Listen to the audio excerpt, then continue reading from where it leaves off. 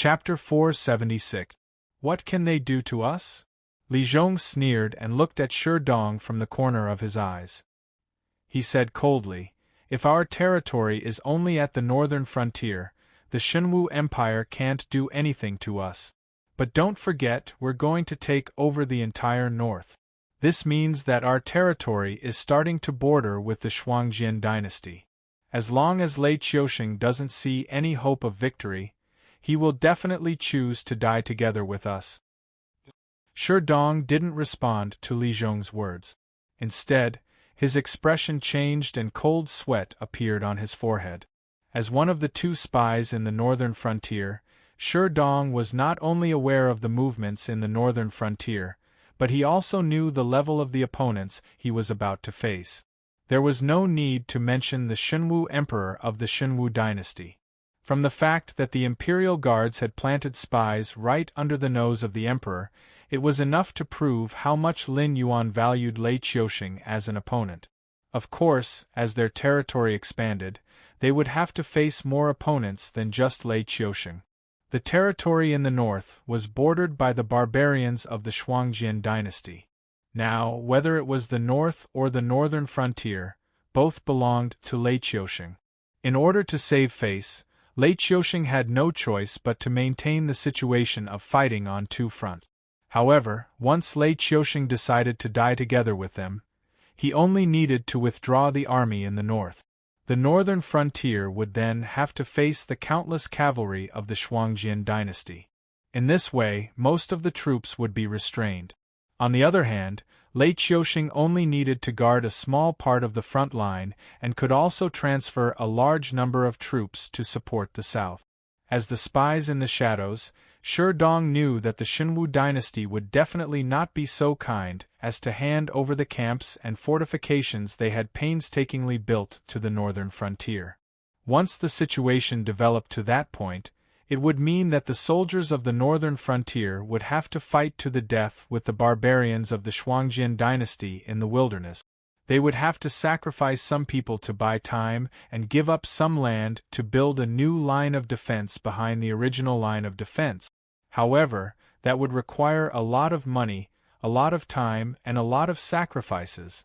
Money, food, and sacrifices were not a problem for the current northern frontier. However, the time and manpower consumed would determine whether their side could have the last laugh in the crucial battle that was to come. Of course, while Lei Qiusheng was considering dying together with the enemy, he would not give up on his empire and reputation. As long as the northern frontier did not clash with the enemy, the front line in the north would continue to be maintained until both sides were prepared to fight to the death. If they allowed the barbarians of the Shuangjin dynasty to enter the north, it would bring even greater losses to the northern frontier. Therefore, this was a trump card and also the biggest problem the northern frontier had to face. The south will definitely be in chaos, but not for as long as it lasts. Li Zhong bowed to Lin Yuan again and said with a smile, "The chaos in the south has to be quelled before Lei Qiusheng loses his patience. At the very least, we have to let the south resume production and let Lei Qiusheng see hope that he can receive money and food into the warehouse after autumn. Therefore, we have to try to quell the north as soon as possible. The sooner we do so, the less pressure we have to face. By the time we're ready, those barbarians won't be so deadly." "What will teacher teach me?" Lin Yuan asked with great interest. With Li Zhong's personality, even though he knew he was putting on a show, a punishment was still a punishment. If it wasn't a matter of life and death, Li Zhong would never rashly come here to meet him. Therefore, when he realized the sinister intentions of the Xinwu dynasty, Li Zhong had been thinking about how to deal with it. He couldn't think of a solution, so he definitely wouldn't be able to see Li Zhong today. Otherwise, this proud scholar would at most send someone over to deliver a message. Fortify at every step and clear the field. The corners of Li Zhong's mouth curled up slightly. His expression suddenly became confident as he explained his plan. After all, the goal of the southern expedition wasn't just for territory. Li Zhongxing had also obtained Lei Qiusheng's secret edict, so their goal was already 80% complete. Next, they just had to wait to reap the benefit. After wiping out the aristocratic families and sects in the north, a large amount of money, food, and supplies would be sent directly to the northern frontier. The Shuangjian dynasty's love of plundering was their biggest weakness. If they didn't do anything, it would be equivalent to a wasted trip and they wouldn't get any benefit. Therefore, the barbarians would definitely continue to go deeper. By the time they passed Shanghai City, they would have entered the hinterland of the north. By then, they would be exhausted. If they could launch a surprise attack on the barbarians at this time, they would definitely suffer heavy losses. However, the prerequisite was that Lin Yuan had successfully swept through the entire north and carried out the strategy of clearing the field with vertical walls. Otherwise, the barbarians would not continue to go deeper into the northern frontier. After all, Lin Yuan controlled the Northern Territory Chamber of Commerce and had the support of a top force behind him. If it wasn't necessary, even the cruel and belligerent Shuangjian dynasty wouldn't think of wiping out Lin Yuan completely. This was because it would only cause the Northern Territory Chamber of Commerce, which had brought them endless wealth, to disappear. This would cause their overall national strength to be unable to keep up with the development of the other major dynasties. What these barbarians lack is not money or food. The reason why they raid the neighboring dynasties every year is because of their customs and habit. However, this group of wolves living in the grasslands also has the same fatal weakness as wolves. As long as they are hurt, they will run away with their tails between their legs. Before they recover from their injuries, they will definitely not have any ideas about the northern frontier.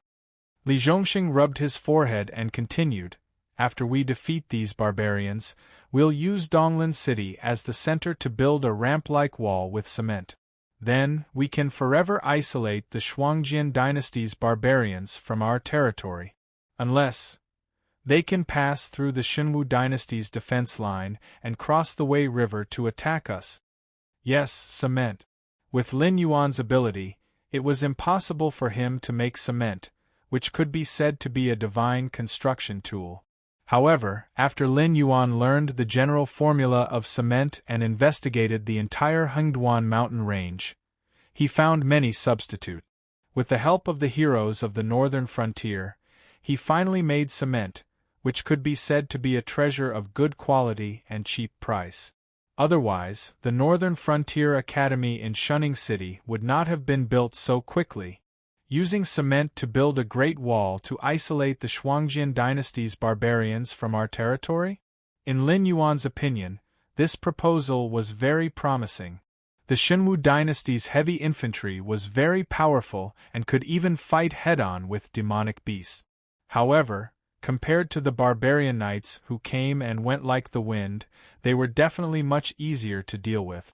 After all, even if they could not defeat Lin Yuan's army, it would not be a problem for them to find a way to escape. Chapter 477. Lin Yuan was in the north, but Xinwu dynasty was like that. There were not many places suitable for raising horses. Although they were close to the Frost Mirror grassland, they were much weaker than the Shuangjian dynasty. Therefore, they could not get many war horses. The main body of the army was made up of infantrymen. Otherwise, they would not be famous for being heavy infantrymen. After all, the Shuangjian barbarian could hardly break through their defense line. Even the Qingjiang crossbowmen, who were known as the best crossbowmen in the 7 dynasties, could not break through. The northern frontier, which was also in the Xinwu dynasty's territory, was the same. The main body of the army was still made up of infantrymen.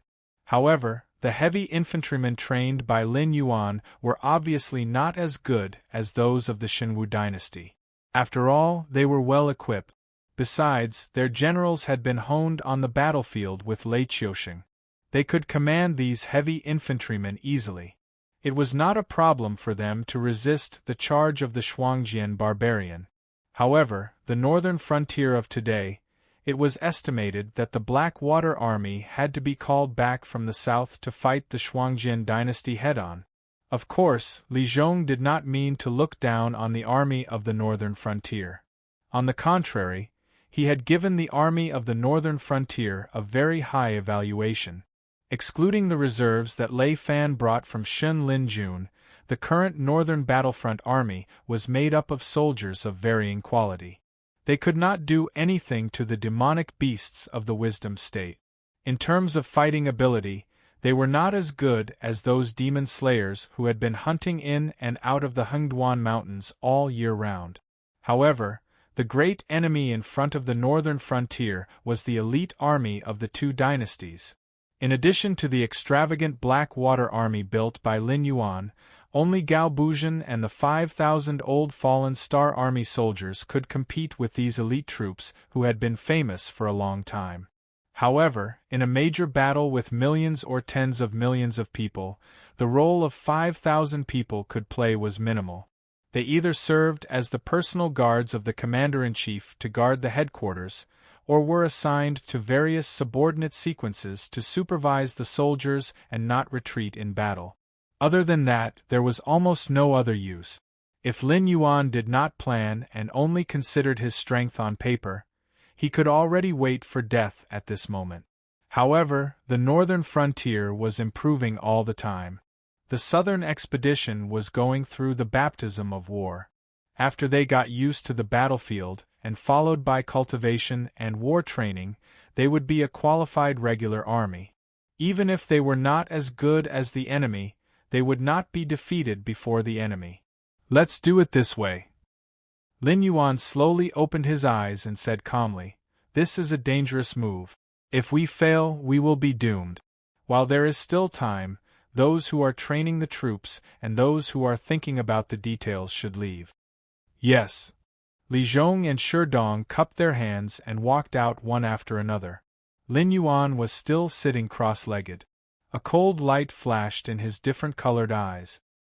He said calmly, "Since you are here, why didn't you send the secret edict to Li Zhongxing first? Why did you come to this king's side?" Zhang Xiu's pale face appeared in the shadows as if he was drunk. He staggered out of the shadows with a faint smile on his face. He said mockingly, "If I didn't come here, how would I know that our opponent has studied us so thoroughly?" "Your opponent?" Lin Yuan suddenly laughed as if he had heard a joke. He said breathlessly, "You think too highly of yourself, don't you? Don't tell me you think that Lei Qiuxing still thinks you're fine?" Zhang Xiu's face changed slightly. Although it was only for a moment, but that moment of hesitation was still caught by Lin Yuan. When this king had just taken control of the northern frontier, there was still Lei Fan and Hu Yen who could keep me in check. The aristocratic families and sects in the northern frontier were still around. If they wanted to destroy this king, it would be as easy as flipping their hands. In addition, there was no Northern Territory Chamber of Commerce at that time. Even if the Hengduan mountain range wanted to protect me, they would have to give up the northern frontier. However, Lei Qiuxing suppressed his temper. This king could clearly feel his enmity. Therefore, even if you don't say it, this king can guess that Lei Qiuxing definitely wanted to destroy this king and the association of the Demon Emperor. However, at this time, someone whom Lei Qiuxing regarded as his think tank and trusted aide appeared. He suggested to Lei Qiuxing that this king should stay behind to observe the future. He even gave a series of suggestions that seemed like he was thinking of ways to keep the northern frontier in check.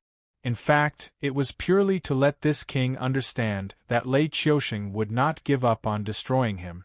This allowed the northern frontier to grow stronger day after day and become a thorn in Lei Qiuxing's side.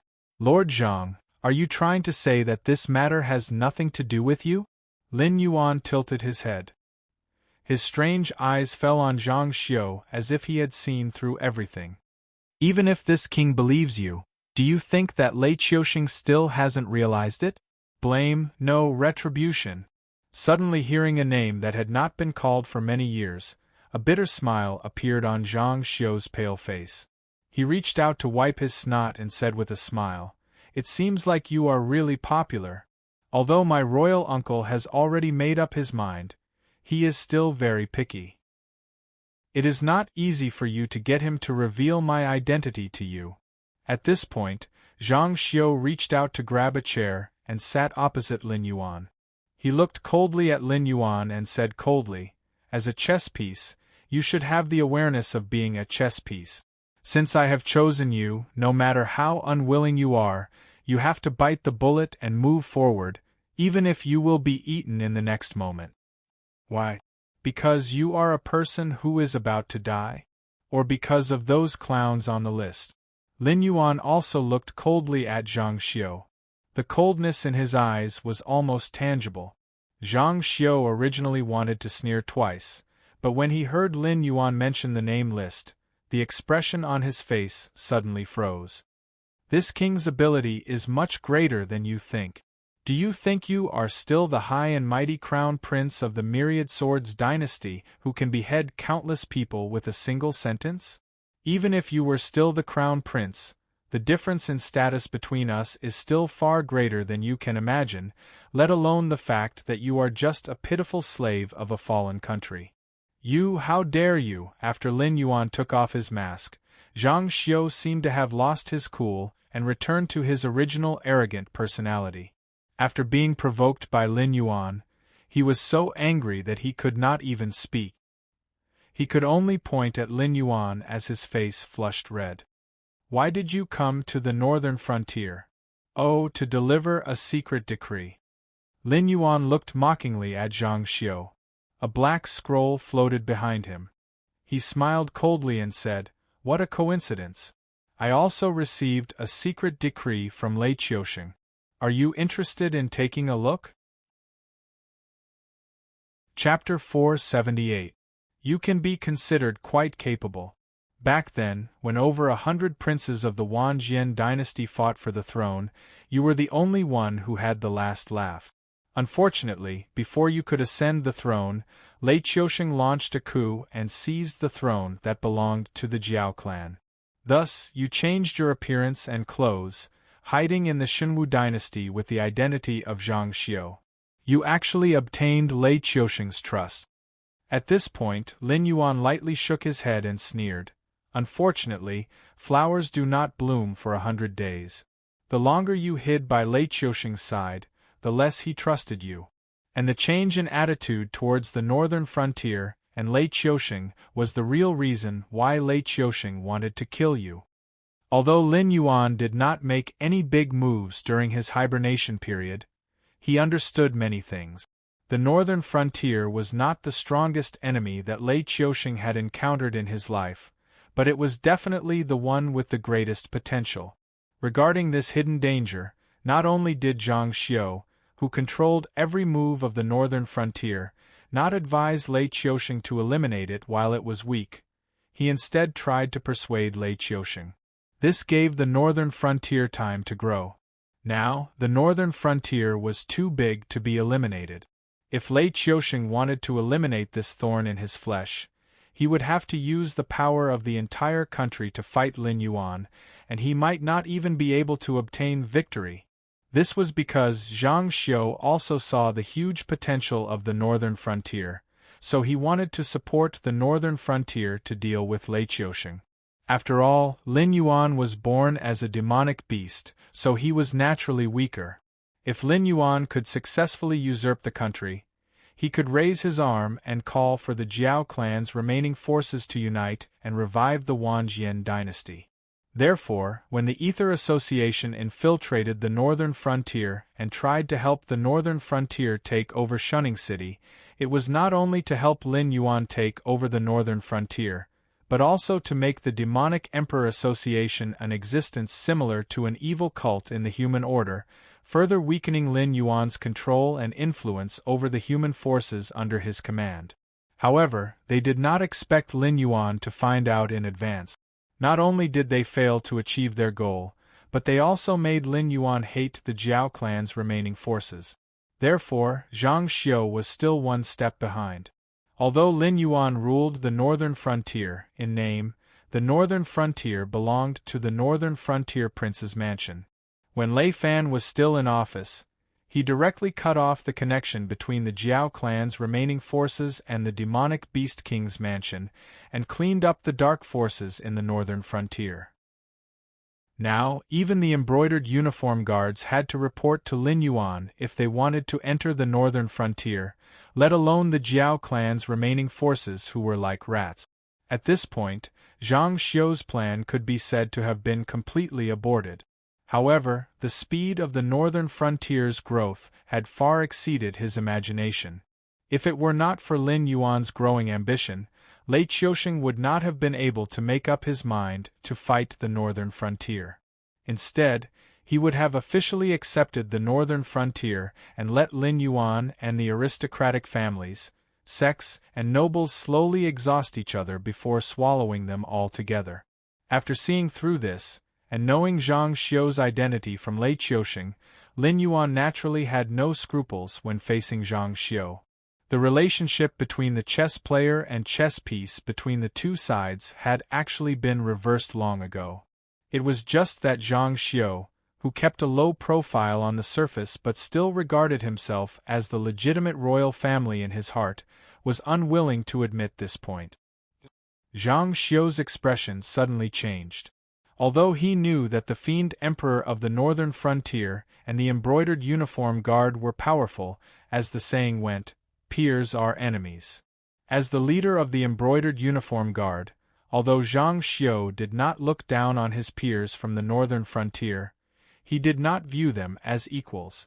However, Lin Yuan clearly knew about the conversation he had with Lei Qiusheng before leaving the imperial capital. As his thoughts raced, Zhang Xiu quickly locked onto the group of eunuchs guarding the heart-nurturing palace. However, he was not sure if there was only one or a group of eunuchs. They were all spies under Lin Yuan. Are you surprised? Lin Yuan's eyes narrowed slightly as he teased. As expected, you are not a wise man. You clearly know Lei Qiusheng's current attitude towards this king, but you still do not understand the crux of the matter. In the entire imperial court of the Xinwu dynasty, apart from Lei Qiusheng and you, who doesn't want to tear this king apart? Therefore, when the slightest changes in the imperial court spread to the northern frontier, this king will easily misunderstand Lei Qiusheng's intentions and lose his composure. Following this train of thought, think about how my spies were able to infiltrate Lei Qiusheng's side. It shouldn't be difficult, right? The spies around Lei Qiusheng were personally selected by Lei Qiusheng from the very beginning. Their purpose was to let Lin Yuan know Lei Qiusheng's words and actions so that he would not lose his composure because of the spontaneous actions of the civil and military officials of the Xinwu dynasty. This was because only Lei Qiusheng's own attitude could determine how long the peace of the northern frontier would last.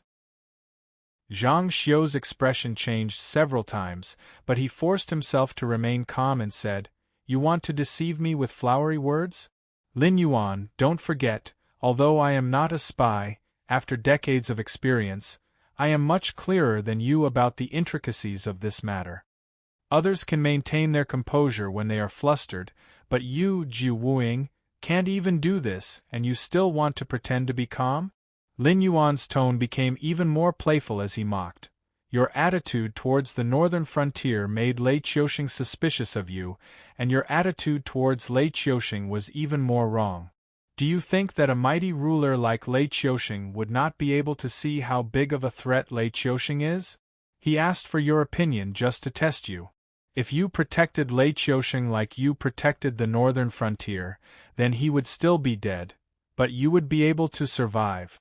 It's a pity that you hate the descendants of the Lei family too much, and actually tried to interfere with Lei Qiusheng's decision again. In addition, the Ether Association has been cooperating with the remnants of the Jiu family, and your attitude towards the remnants of the Jiu family seems to be cruel, but in reality, it only scratches the surface. Your identity is also on the verge of being exposed. After pausing for a moment, Lin Yuan then said with a smile, "Of course, your hands are stained with the blood of countless people of the same family.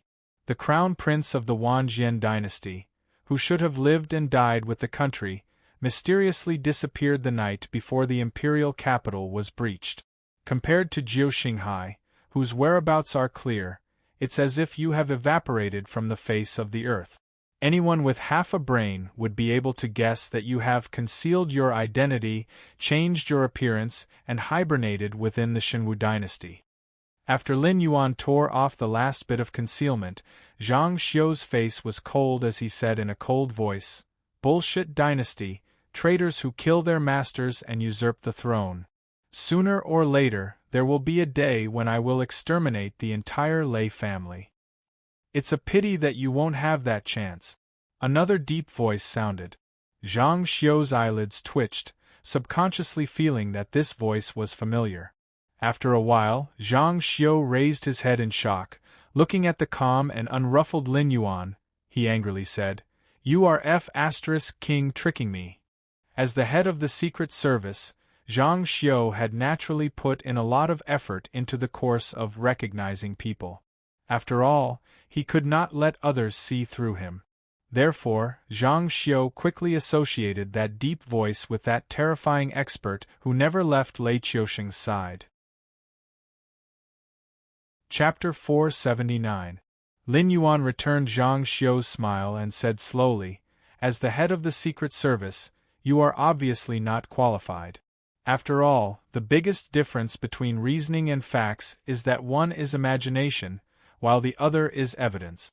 Although my words are harsh, if you refuse to admit that you are innocent, do you think I can casually get rid of an important official of the Shenwu dynasty?"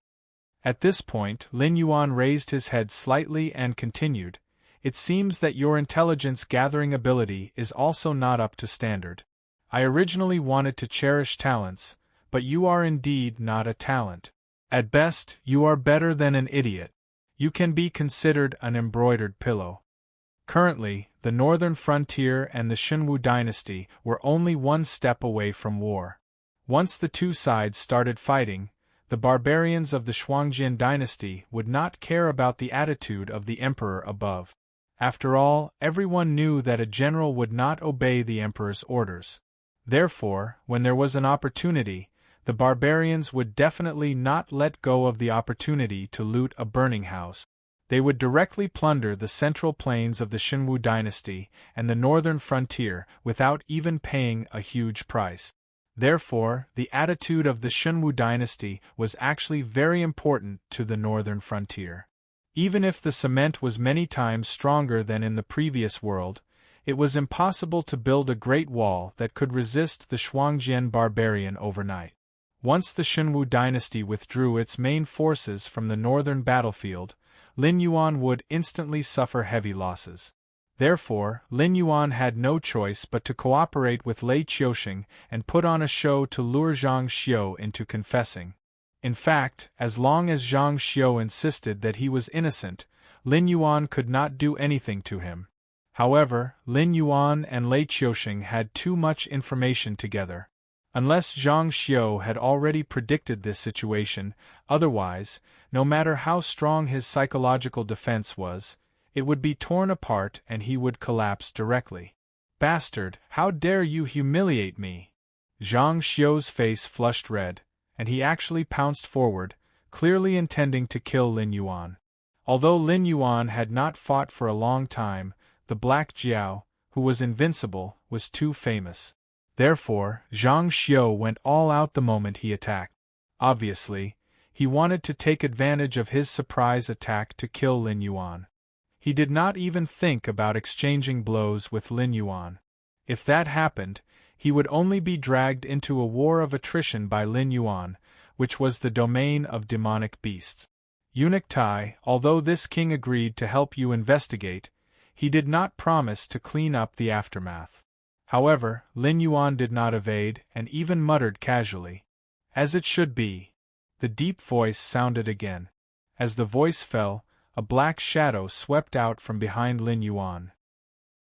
Although it moved later, it arrived first, and its speed was even faster than Zhang Xiu's.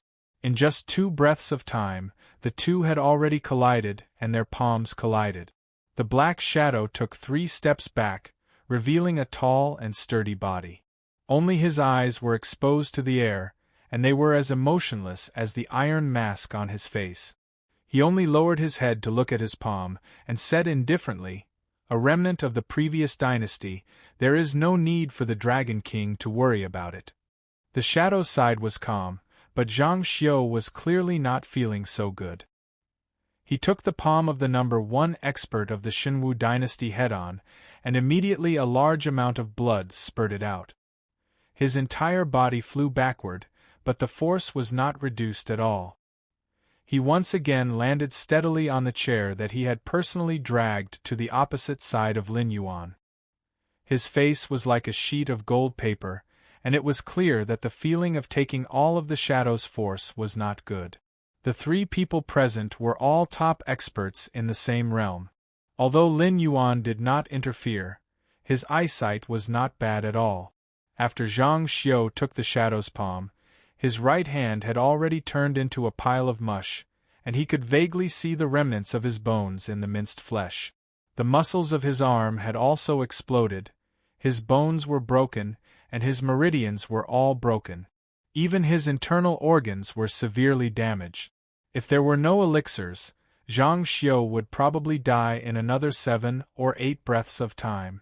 It was clear that this eunuch Tai, who was a man of few words, was even more terrifying than Lin Yuan had imagined. Just based on the strength that could kill Zhang Xiu with a single palm, it was no wonder that Yan Xingqi would rather waste his time in the northern frontier than go to the imperial capital to seek revenge for his exile.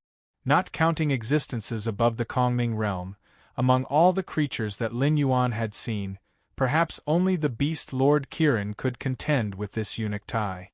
Another existence that had walked the path of the Kongming realm to the extreme.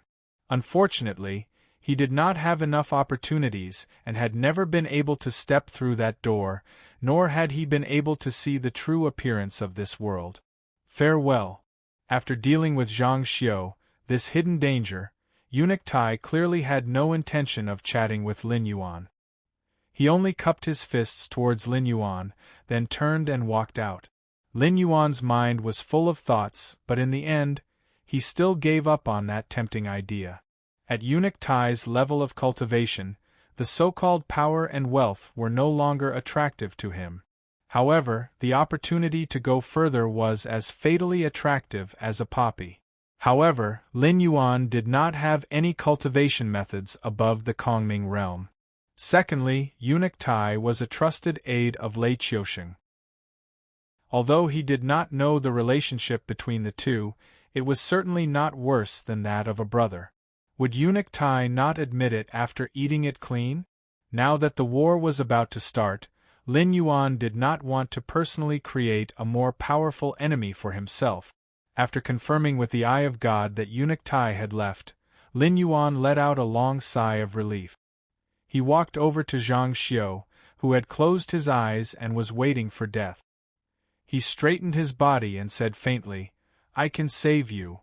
As soon as he finished speaking, Zhang Xiu instantly opened his eyes, revealing a glimmer of light in them. Previously, with eunuch Tai watching from the side, it was impossible for Lin Yuan to protect him even if he wanted to. However, now, eunuch Tai was clearly extremely confident in his own abilities. After suppressing Zhang Xiu with one palm, he left him here to wait for death. This gave him a chance of survival. After all, Lin Yuan's name had always been tied to miracles. Since Lin Yuan had spoken, then there must be a way to save him. But are you willing to be my dog? In the next moment, Lin Yuan's voice made Zhang Xiu feel as if he had fallen into an ice cave. As the crown prince of the Wanjian dynasty, the commander of the embroidered uniform guards and the Ether Association, Zhang Xiu had always been above everyone else. When he heard that Lin Yuan wanted him to be his lackey, Zhang Xiu subconsciously wanted to refuse.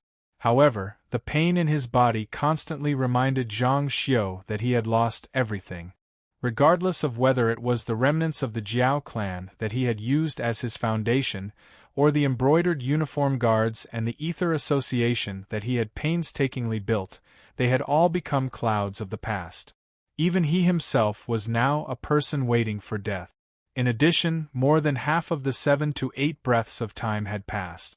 He could only nod with difficulty. After all, with his status, it was difficult for him to say that he was willing to be someone's dog. Chapter 480. The moment Zhang Xiu nodded, Lin Yuan bit his neck. Before he completely lost consciousness, Zhang Xiu could feel that Lin Yuan had stuffed something into his mouth. There was also a vague sentence, "But I'm not sure what kind of monster you will become." If Zhang Xiu could still open his mouth to speak, he would definitely curse a few words, but after Lin Yuan stuffed something into his mouth and turned it into a medicinal liquid and flowed into his stomach, Zhang Xiu completely lost consciousness and did not even have the chance to curse. About 4 hours passed. Lin Yuan was still sitting on the cushion, staring blankly at Zhang Xiu, who was sitting on the chair. He didn't know if Zhang Xiu was dead or alive. At this moment, Zhang Xiu slowly opened his eyes. What was revealed was not the original pair of black and white eyes, but a pair of dark green vertical pupils that were like gemstones. The skin on the surface of his body was also rapidly changing. The originally pale skin quickly cracked, and a large amount of black liquid flowed out from the wound. After the wounds healed, the original skin had been completely shed. What replaced it was a body of pitch-black scales that were as black as ink. Zhang Xiu looked down at his own changes in a daze. Before he could react in surprise, he saw that his hands had turned into sharp claws covered in ferocious black scales. He opened his mouth to ask what was going on, but only made a series of meaningless hissing sounds. You still retain your rationality. It seems that the transformation was successful, although you still can't escape the fate of becoming a monster. Lin Yuan was not surprised at all. Instead, he looked at Zhang Xiu's current appearance with interest and smiled. Your current appearance is more suitable for your personality. You are more like a poisonous snake than a human. Zhang Xiu held his forehead. Whether it was cursing or crying, it was extremely difficult for him to do. After all, his current body was too unfamiliar to him. Even the simple act of raising his hand to support his forehead took a lot of effort. With a thought from Lin Yuan, Zhang Xiu immediately felt the blood in his body begin to flow and boil, followed by a heart-wrenching pain. Although he did not fall to the ground, even with Zhang Xiu's patience, he could not help but tremble slightly at this moment. This king has granted you a new life and a new body. Naturally, he will not let you do as you wish. This time, consider it a greeting. But remember what this king will say next. What flows in your body is not blood, but the venom of this king. As long as this king wills it, even if we are in 2 different worlds, he can easily take your life. At this point, Lin Yuan's face suddenly revealed a faint smile. He whispered, "In addition, your current appearance is too different from a human's. Take some time to learn how to speak again. This king will have a task for you." However, although this king is not a mediocre master who will kill his subordinates if they make a mistake, he does not have much patience for a poisonous snake like you. You only have one chance to make a mistake, so you can either choose to die together with this king, or you can choose to work for this king honestly. Hiss, hiss. Zhang Xiu opened his mouth and let out a few more hisses. A long snake tongue came out of his mouth. Dark green saliva dripped down the snake's head and onto the floor under his feet. Immediately, fist-sized holes were corroded, and white smoke constantly rose from them. Feeling the earth-shaking changes in his body, Zhang Xiu really wanted to cry but had no tears. The reason he was willing to agree to be Lin Yuan's dog was mainly because he still had too many unfinished things to do. He also had a deep obsession with that position. He originally wanted to agree to be Lin Yuan's dog for a period of time and wait until he was fully grown before pulling him out to do it alone. Although he might not succeed, at least he would be more popular than Lin Yuan, who was born a monster. However, Lin Yuan clearly took care of his little thoughts. Not only did he turn him into this inhuman and ghostly appearance, He even put a terrifying restriction on him. Because Zhang Xiu had fallen into a death trap because of a mistake, he had become even more cautious. With the addition of the restriction on his body, Zhang Xiu sadly discovered that he actually no longer had any thoughts of rebelling against Lin Yuan. Glancing at Zhang Xiu, Lin Yuan changed his previous attitude and said in a deep voice, "However, you don't have to feel like you have suffered a great loss. The so-called imperial family is nothing more than the strongest family in the dynasty. What imperial bloodline? It's just a trick to control people's hearts. Whoever believes it is a fool. Moreover, even if I don't interfere, all your plans will proceed smoothly. Do you really think that those so-called officials of the previous dynasty will be willing to assist you, the crown prince of a fallen country?" At the mention of this topic, Zhang Xiu suddenly raised his head. His dark green eyes suddenly revealed a fierce glint. Although the remnants of the Jiao family were almost completely uprooted, there were still many officials of the previous dynasty in the Shenwu dynasty. Once these people were gathered together, they would be a force that even Lei Qiusheng would have a headache over. However, Lei Qiusheng did not have a powerful weapon like the Northern Frontier Academy in his hand. He could only absorb talents from various families and sections. Although he had cultivated many poor children, the quality was uneven. They could not do anything important and their official careers were bleak. In addition, these officials of the previous dynasty were originally part of the aristocratic families. Even if Lei Qiusheng wanted to get rid of these officials, he could not do it. After all, he did not want his dynasty to lose control and cause more violent rebellions. Originally, Zhang Xiu could still support the support of these officials of the previous dynasty. However, now that things had turned out like this, who would still admit that he was the crown prince of the Wanjian dynasty? He thought about how he had controlled the embroidered guard for so many years, sheltering these officials from the previous dynasty from the wind and rain. He even did not hesitate to suppress his political enemies for them so that they could support his ascension to the throne. However, with Lin Yuan's interference, all of this had disappeared. How could he not hate him? Look at your unconvinced look. That's why I said that you are just an embroidered pillow. Lin Yuan shook his head helplessly and said with a smile, "Back then, your Jiao family controlled 70% of the country's military power. Lei Qiusheng was able to usurp the throne. Although he did not kill all of you, he still forced you to the bitter cold northern frontier. You had to rely on the support of the monster court to survive. It's fine if you don't admit it. However, the so-called remnants of the Jiao family, other than having a name, are they comparable to any aristocratic family in terms of strength?" This time, Zhang Xiu did not even hiss. He could only remain silent. After all, Lin Yuan was speaking the truth. After tens of years, the influence and power of the Jiao family had been weakened to the extreme, and no one would take the Jiao family seriously anymore, because their power was getting worse day by day, and even some medium-sized families had surpassed the Jiao family in power. Chapter 481. If you knew how to speak, you would refute me at this time. Your Jiao family still has influence. After all, you are the legitimate royal family. As long as you can kill Lei Qiusheng, the traitor, you can win the hearts of the people and rebuild the Wanjian dynasty. As he spoke, Lin Yuan's voice became teasing again. However, Zhang Xiu seemed to not see the teasing in Lin Yuan's voice and nodded seriously. Clearly, from Zhang Xiu's point of view, this was the case.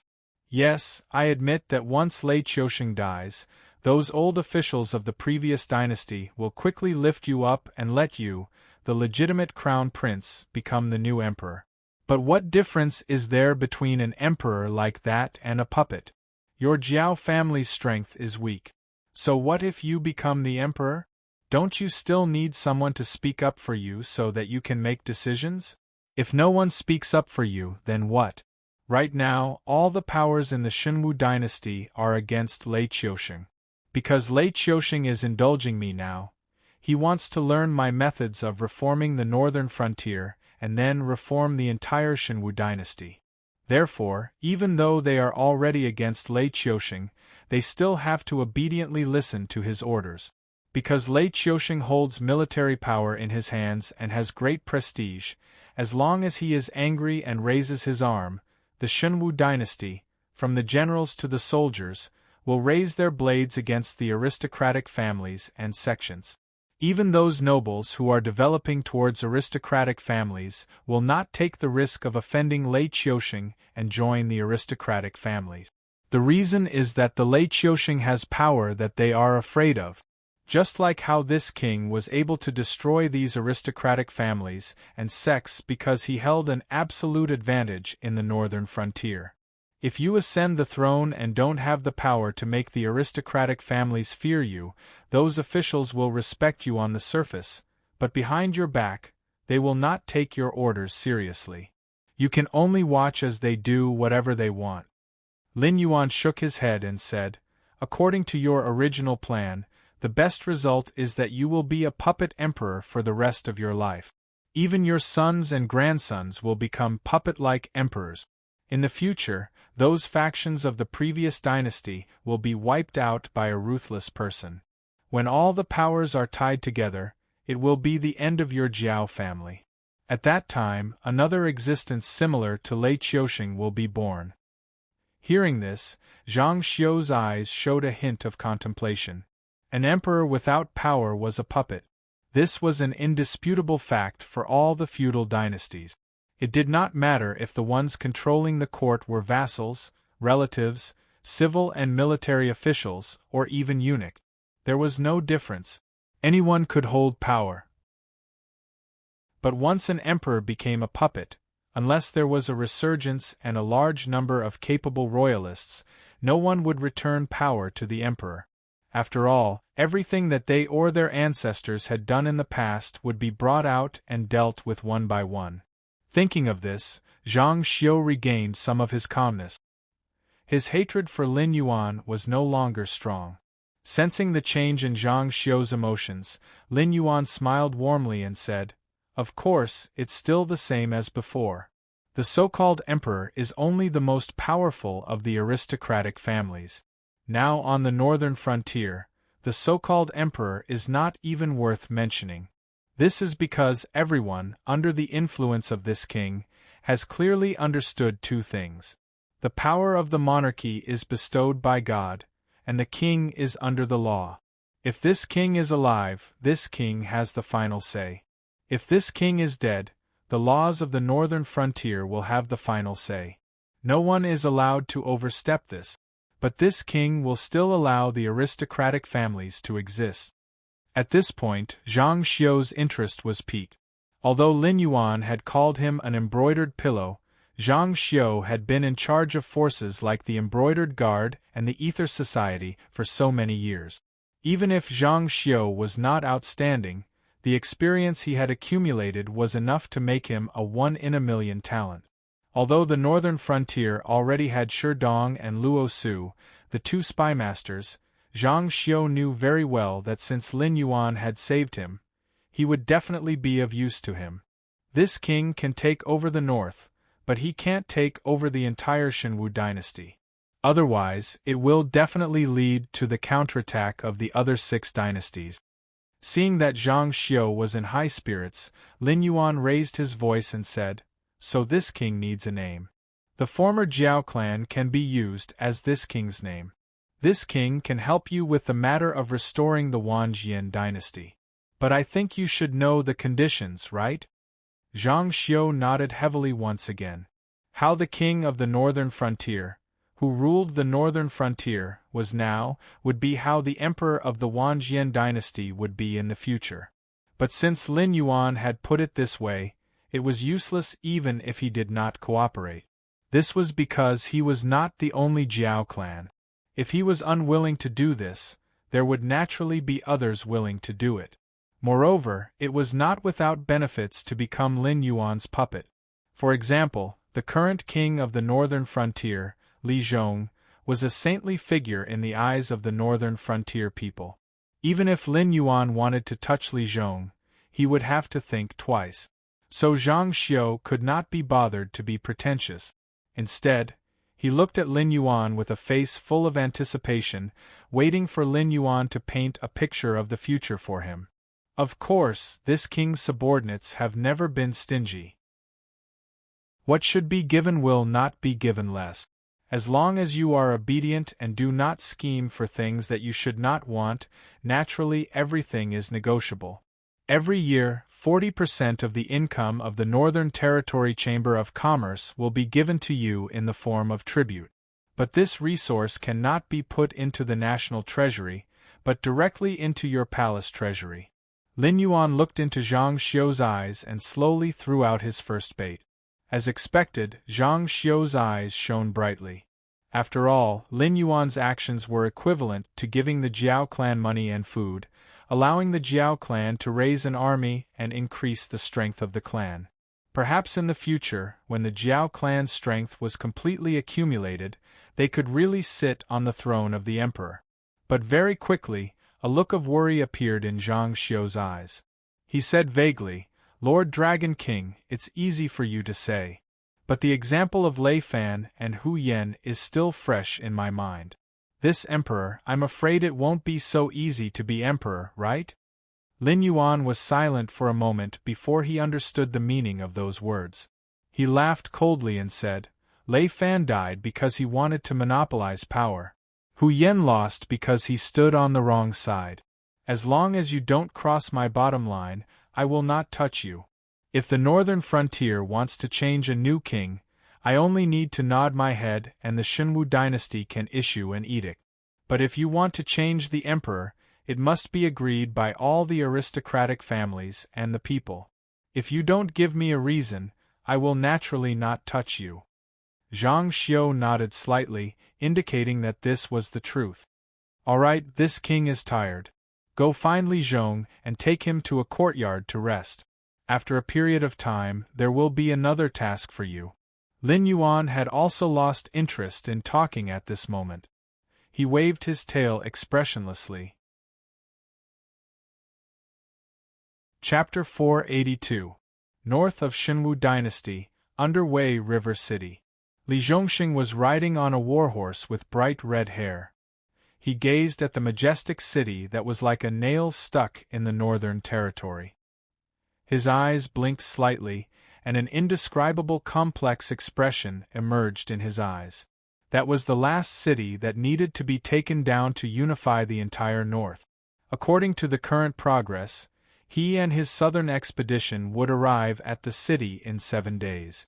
If we take down this city, the only ones in the north that have the strength to threaten the northern frontier are those barbaric barbarians. Li Zhongxing's right hand that was holding the sword tightened, and the complex expression in his eyes became more and more intense. Wei River City wasn't a city for people to live in, but a complete fortress camp. Other than the elite soldiers selected from each army, only Shen Lin Jun, who had been trained since childhood, was stationed in the city. Now, Shen Lin Jun's main force in the city was still in the south, and those elite soldiers were also on the expedition. It was estimated that there were at most 300,000 reserve soldiers in the city at this moment. But the funny thing was that Li Zhongxing, who now had more than 10 million soldiers, didn't dare to say that he had more than a 40% chance of winning when facing that isolated island-like majestic city. That was Shen Lin Jun, the most elite army in the entire Shenwu dynasty. It was the face and the trump card of the dynasty. It was a legend that had never lost a battle. Even if they were just reserves, these quasi-warriors of the Divine Forest Army had either cultivated the imperial family's cultivation techniques since they were young or were carefully selected elites from various troops. They were loyal, brave, and never cowered from battle. As the smallest troop in the Shenwu dynasty's army, they enjoyed the best treatment. 70% of the Shenwu dynasty's annual military expenditure was spent on the Divine Forest Army. The supply of phase and the quality of the cultivation techniques were something that even the so-called top aristocratic family's descendants would be jealous of. "Stop looking. That piece of hard bone is not for you to eat. Gao Buzhan, who was wearing silver armor, rode his horse over and stood next to Li Zhongxing. A cold light flashed in his eyes. We, the Fallen Star Army, never let others take care of our grudges. Your battlefield is further north. Li Zhongxing pursed his lips. It was a taboo to change a commander in battle, so Lin Yuan did not plan to change him at all. Instead, when the sweeping work in the north was coming to an end, apart from the various branches that were still cleaning up the rebel army, he transferred Li Zhongxing and his main forces to the vicinity of Donglin City, ready to strike at the Shuangjian barbarian who was preparing to invade the border at any time. As the most important part of the plan to sweep the north, the battle for Wei River City was directly handed over to Gao Fengzhen. He planned to let this former champion take the bank of Wei River and establish a military position against the Shenwu dynasty. Although Li Zhongxing had known that this day would come, he had never thought that it would not be the Northern Army that would replace him, but the Fallen Star Army with only 5,000 people. He admitted that the Fallen Star Army was one of the famous strong armies. Even though Gao Fengzhen only had 5,000 people, he had to pay a great price to take them down. However, the Fallen Star Army dozens of years ago was totally different from the Fallen Star Army today. Li Zhongxing would not be surprised if Gao Fengzhen led the Fallen Star Army to fight against Xin Lin Jun decades ago. After all, they were at the same level. But the Fallen Star Army today? 5,000 people were not even enough to fill the gap between Wei River City's teeth. However, he did have the idea of leading the army across the river to the Shenwu dynasty, and the closer he was to the imperial capital, the stronger this idea was. If he were to be the commander of the entire army, he might be the first traitor to change sides at the last minute. Therefore, Li Zhongxing did not feel strange at all about Lin Yuan's decision to transfer him away. In other words, it would be strange if Lin Yuan continued to put him here. Thinking of this, Li Zhongxing came to himself. He moved his lips and said, "General Gao, now all the families and sects in the northern frontier have been wiped out by the Dragon King. Although the northern frontier is important, it doesn't need all the soldiers of the Northern Army to defend it. Instead of wasting manpower, why don't you and I write a joint letter to remove the soldiers of Xin Lin Jun from the Northern Army and transfer a troop to help us?" Gao Fengzhen glanced at Li Zhongxing with a touch of surprise in his eyes. He snorted, "The Dragon King has his own plan." While they were talking, a blood-red firework suddenly exploded in the sky in the distance. Li Zhongxing and Gao Fengzhen's faces changed. Li Zhongxing's face turned cold. He gritted his teeth and said, "Crazy!" As the red firework with the highest warning priority in the intelligence system of the northern frontier, it was not something that could be set off by just anyone. Besides, the direction of the firework was almost the northernmost part of the northern frontier. Both of them were excellent generals, so they knew that the soldiers of the Shenwu dynasty in the north had opened the defense line and let the Shuangjian barbarian invade the northern territory. Li Zhongxing frowned and thought for a moment. He said with a gloomy face, "I'm afraid it's not that person's idea. It should be that the nobles of the northern frontier used some unknown method to guess that person's intention. They didn't want to see our northern frontier become stronger, so they opened the defense line in advance to let the barbarians come over and disgust us." Gao Fengzhen smiled bitterly. He just waved his hand and said bitterly, "This is just your speculation. But we still have to think of the worst. We can't rule out the possibility that Lei Qiusheng wants to transfer our main force and then send out the reserves in Weha City to wipe out the rebels and the nobles. So this time, I won't accompany you. I'll stay here and watch over Weha City." Li Zhongxing's lips trembled, but he didn't say anything. He just cupped his fist at Gao Fengzhen and rode back to the camp. It's good to be young. Looking at Li Zhongxing's back, the corners of Gao Fengzhen's mouth rose slightly. As veterans of the Fallen Star Army, they knew very well that Lei Qiusheng, who was sitting on the throne, had taken the same path as the Dragon King of the northern region when he first rose to power.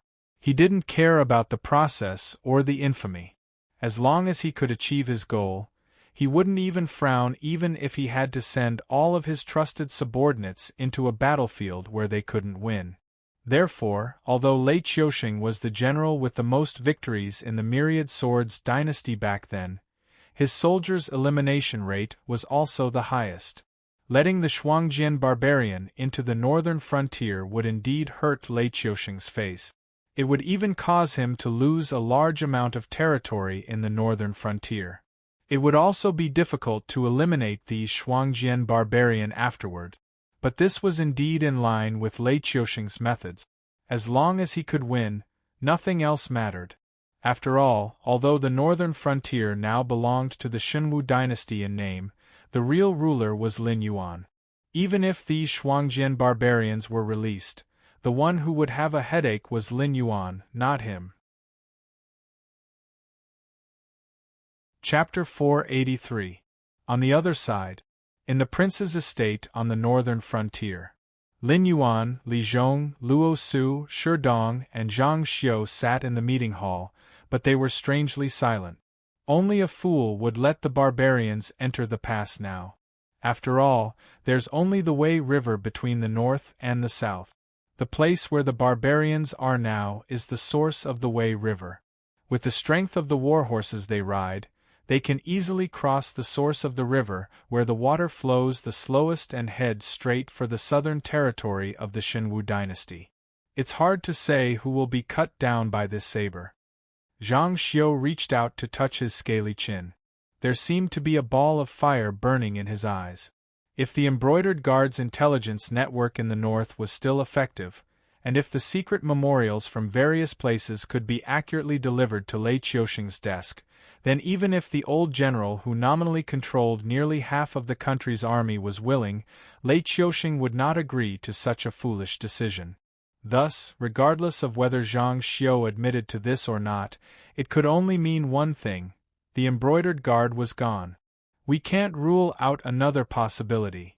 Shi Dong had changed his attire. His hairstyle was somewhat similar to the Thunder Devil hairstyle Lin Yuan had in his previous life. His hair was tied into small braids, and he was not wearing clothes made of cloth or silk. Instead, he was wearing a leather jacket with wool embroidered on it. He even had a mustache that was almost impossible to tell if it was real or fake. His skin color had also been partially altered, making him look like he was often baptized by the wind and sand on the grasslands. If it were not for the fact that everyone present was familiar with Shi Dong, they would have thought that the Shuangjian barbarian had already charged into the northern frontier. At this moment, Shi Dong was clearly much calmer. He said in a deep voice, "The Shenwu dynasty might have already reached some sort of agreement with the Shuangjian barbarian to have these barbarians point their scimitars at us instead of crossing the Wei River to attack the Shenwu dynasty's southern territory." However, Zhang Xiu shook his head and said, "I don't believe it. Everyone knows that the northern frontier is bitterly cold. Even the entire north is like this. According to the character of those barbarians, once they enter the border, the first thing they do is to go down south and plunder those rich and populous lands, instead of fighting head-on with the northern frontier people, whose folk customs are not inferior to the Frost Mirror herdsmen's." As someone who had been in charge of the Northern Intelligence Agency for many years, Zhang Xiu knew these barbarians very well. On horseback, these barbarians were as vicious and cunning as a pack of ferocious wolves. It could even be said that they had no match for them on flat ground. Other than a few armies that could fight them head-on, the rest of the armies and civilians were like sheep waiting to be slaughtered in their eyes. But at the same time, apart from the wolf-like nature that was engraved in their bones, they could not fight head-on. Once they suffered too many losses, they would be like dogs that were afraid of being beaten. They would shrink back and lick their wounds with their tails between their legs. It was impossible for these barbarians to insist on attacking the north when they knew that it was not easy to provoke them. This was not to say that the barbarians of the Shuangjian dynasty had no gut. After all, a real coward without guts would never become one of the 7 dynasties and train a cavalry that could dominate the world. The reason why the barbarians acted like wolves and hounds was because their country was much more chaotic than the other dynasties. Although they were known as the Shuangjian dynasty, they were still divided into tribes and tribes. Only the leader of the strongest tribe could become the Frost Mirror Khagan, who nominally ruled over all the tribes in the Frost Mirror grassland, similar to the monsters in the Hengduan mountain range. However, even the Frost Mirror Khagan did not have much control over the tribes under his command. At the very least, if the Beast King Kirin gave the order, the entire Hengduan mountain range would enter a period of bloody cleansing. Countless monsters were trembling in fear and did not dare to fight against the Beast King Kirin. However, if the Frost Mirror Khagan disobeyed the will of the tribes under his command too much, the grassland would be thrown into chaos. By then, all the tribes would be slaughtered until a new Khagan was elected. The cattle and sheep of the loser would become the spoils of war, the wives and daughters of the loser would become the playthings of others, the young would become slaves, and the old would be slaughtered. Even the powerful Frost Mirror Khagan would be eaten by the wolves when he was weakened. Under such circumstances, even the bravest warrior would think twice about losing too much of his strength. Would the tribe he was from become the prey of other tribes? In terms of fighting strength and bravery, the cavalry of the Shuangjian dynasty was the best in the world. However, in such a decentralized system, they had become a constraint to themselves. Therefore, even though the other 6 dynasties were not as strong as the Shuangjian dynasty in terms of national strength, they could still scornfully call them barbarians. Then let's make these barbarians believe that the northern frontier is now richer than the south, and that the army of the northern frontier is far inferior to the elite warriors of the Shenwu dynasty. As long as we can fulfill these 2 requirements, the barbarians, who are used to bullying the weak and fearing the strong, will treat the north as a delicious lamb and eagerly come to eat us. Shi Dong spoke once again in a powerful and resonant voice. He was originally ordered to go into hiding in the Shuangjian dynasty. However, before he could set off, the barbarians had already invaded the north. This forced him to give up on his plan and order the members of the Association of the Demon Emperor hiding in the Shuangjian dynasty to go into hibernation. However, Shi Dong had done the preparatory work perfectly. Even compared to Zhang Xiu, a veteran spy, Shi Dong could say that he understood the Shuangjian barbarian better. After all, he was prepared to take the risk and carry out the undercover work himself. He was completely different from Zhang Xiu, who was passively defending. Therefore, his intelligence work was more comprehensive and accurate. How is that possible? Zhang Xiu's green eyes fell on Shi Dong's face. He sneered and said, "Don't tell me you're saying that the Shuangjian dynasty has also established an intelligence agency similar to ours. That's why they know the northern frontier like the back of their hand?" If the barbarians had such brains, the Frost Mirror grassland wouldn't be in such a situation. The barbarians indeed can't establish an intelligence agency. If they really have one, it would save us a lot of trouble. Everyone knows that our northern frontier is currently preparing our troops and eyeing the Shenwu dynasty's southern territories covetously. Look at the Shenwu dynasty's side.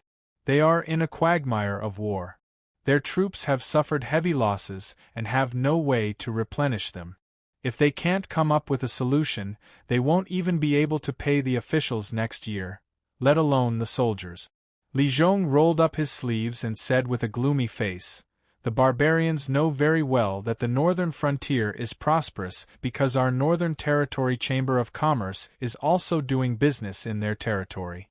Although there aren't many tribes that are cooperating with us, those tribes are living a much better life. Given the barbarians' character, they will naturally think that as long as they can rob the northern frontier, they will be able to solve the problem once and for all. They won't need to pay a large number of livestock or fees to take the goods in our hands." Chapter 484. I admit that this makes sense, but how do you explain who's the pushover and who's the tough nut to crack?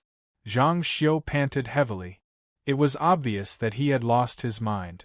In the past, even Lei Qiusheng had to listen to his advice.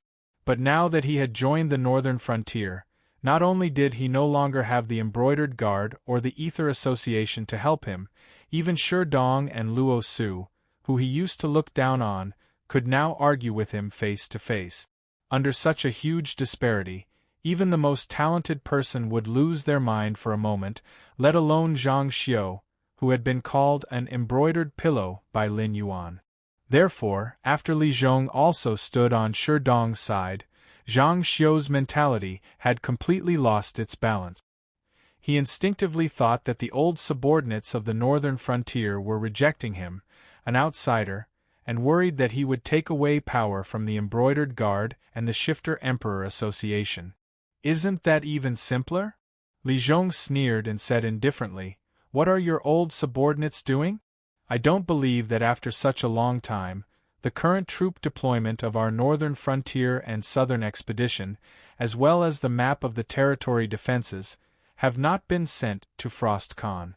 At the same time, they only need to blur the troop deployment and the state of the Shenwu dynasty's treasury, and they'll naturally make the barbarians think that we're pushovers." At this point, Li Zhong slowly stood up from his seat and said in a strange tone, "After all, it's the Shenwu dynasty's troops that have blocked the barbarians outside the northern pass for such a long time, not our northern frontier's troops. What if Lei Qiusheng promises the barbarians that as long as the barbarians return the territory that was taken from them, he will give the north to the barbarians as a racetrack?" This, Zhang Xiu was speechless. Although he still wanted to struggle, he also realized something. Lin Yuan, the true ruler of the northern frontier, had not spoken yet. Even if they said everything, it would be useless. When Lin Yuan made his own decision, they could only follow it unconditionally. Therefore, if he objected now for the sake of objecting, it would only lower his evaluation of himself in Lin Yuan's heart, and his position in the future would also be lower. That's not very likely. Luo Su, who had also remained silent, rubbed his face with his bandaged hands and said coldly, "The Hengduan mountain range is vast, but there are also many monster tribes living there. In addition, most of the monsters have strong reproductive abilities and short growth cycles, so it's impossible to raise all the monsters in this area. Every year there will be a lot of monster hordes.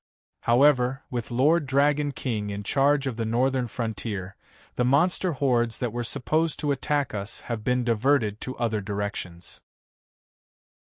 This is why the northern frontier seems to be safe now." Here, Luo Su paused and smiled. No matter how stupid that Frost Mirror Khan is, to be able to become the Wolf King, he must be either the strongest or the smartest of the pack. He must have realized that conquering the north of the Shenwu dynasty can still be as comforting as we are in the northern frontier. This is equivalent to helping Lei Qiusheng protect the rich south and also helping them to block the monsters in the Hengduan mountain range. Fighting on two fronts for a long time will only weaken them while the Shenwu dynasty grows stronger. When the time comes, not only will the Shuangjian dynasty not get any benefits, but their own territory will also be devoured and they will become the watchdogs of the Shenwu dynasty. Luo Su did not choose a side. Instead, he stood in a relatively fair position and expressed his opinion.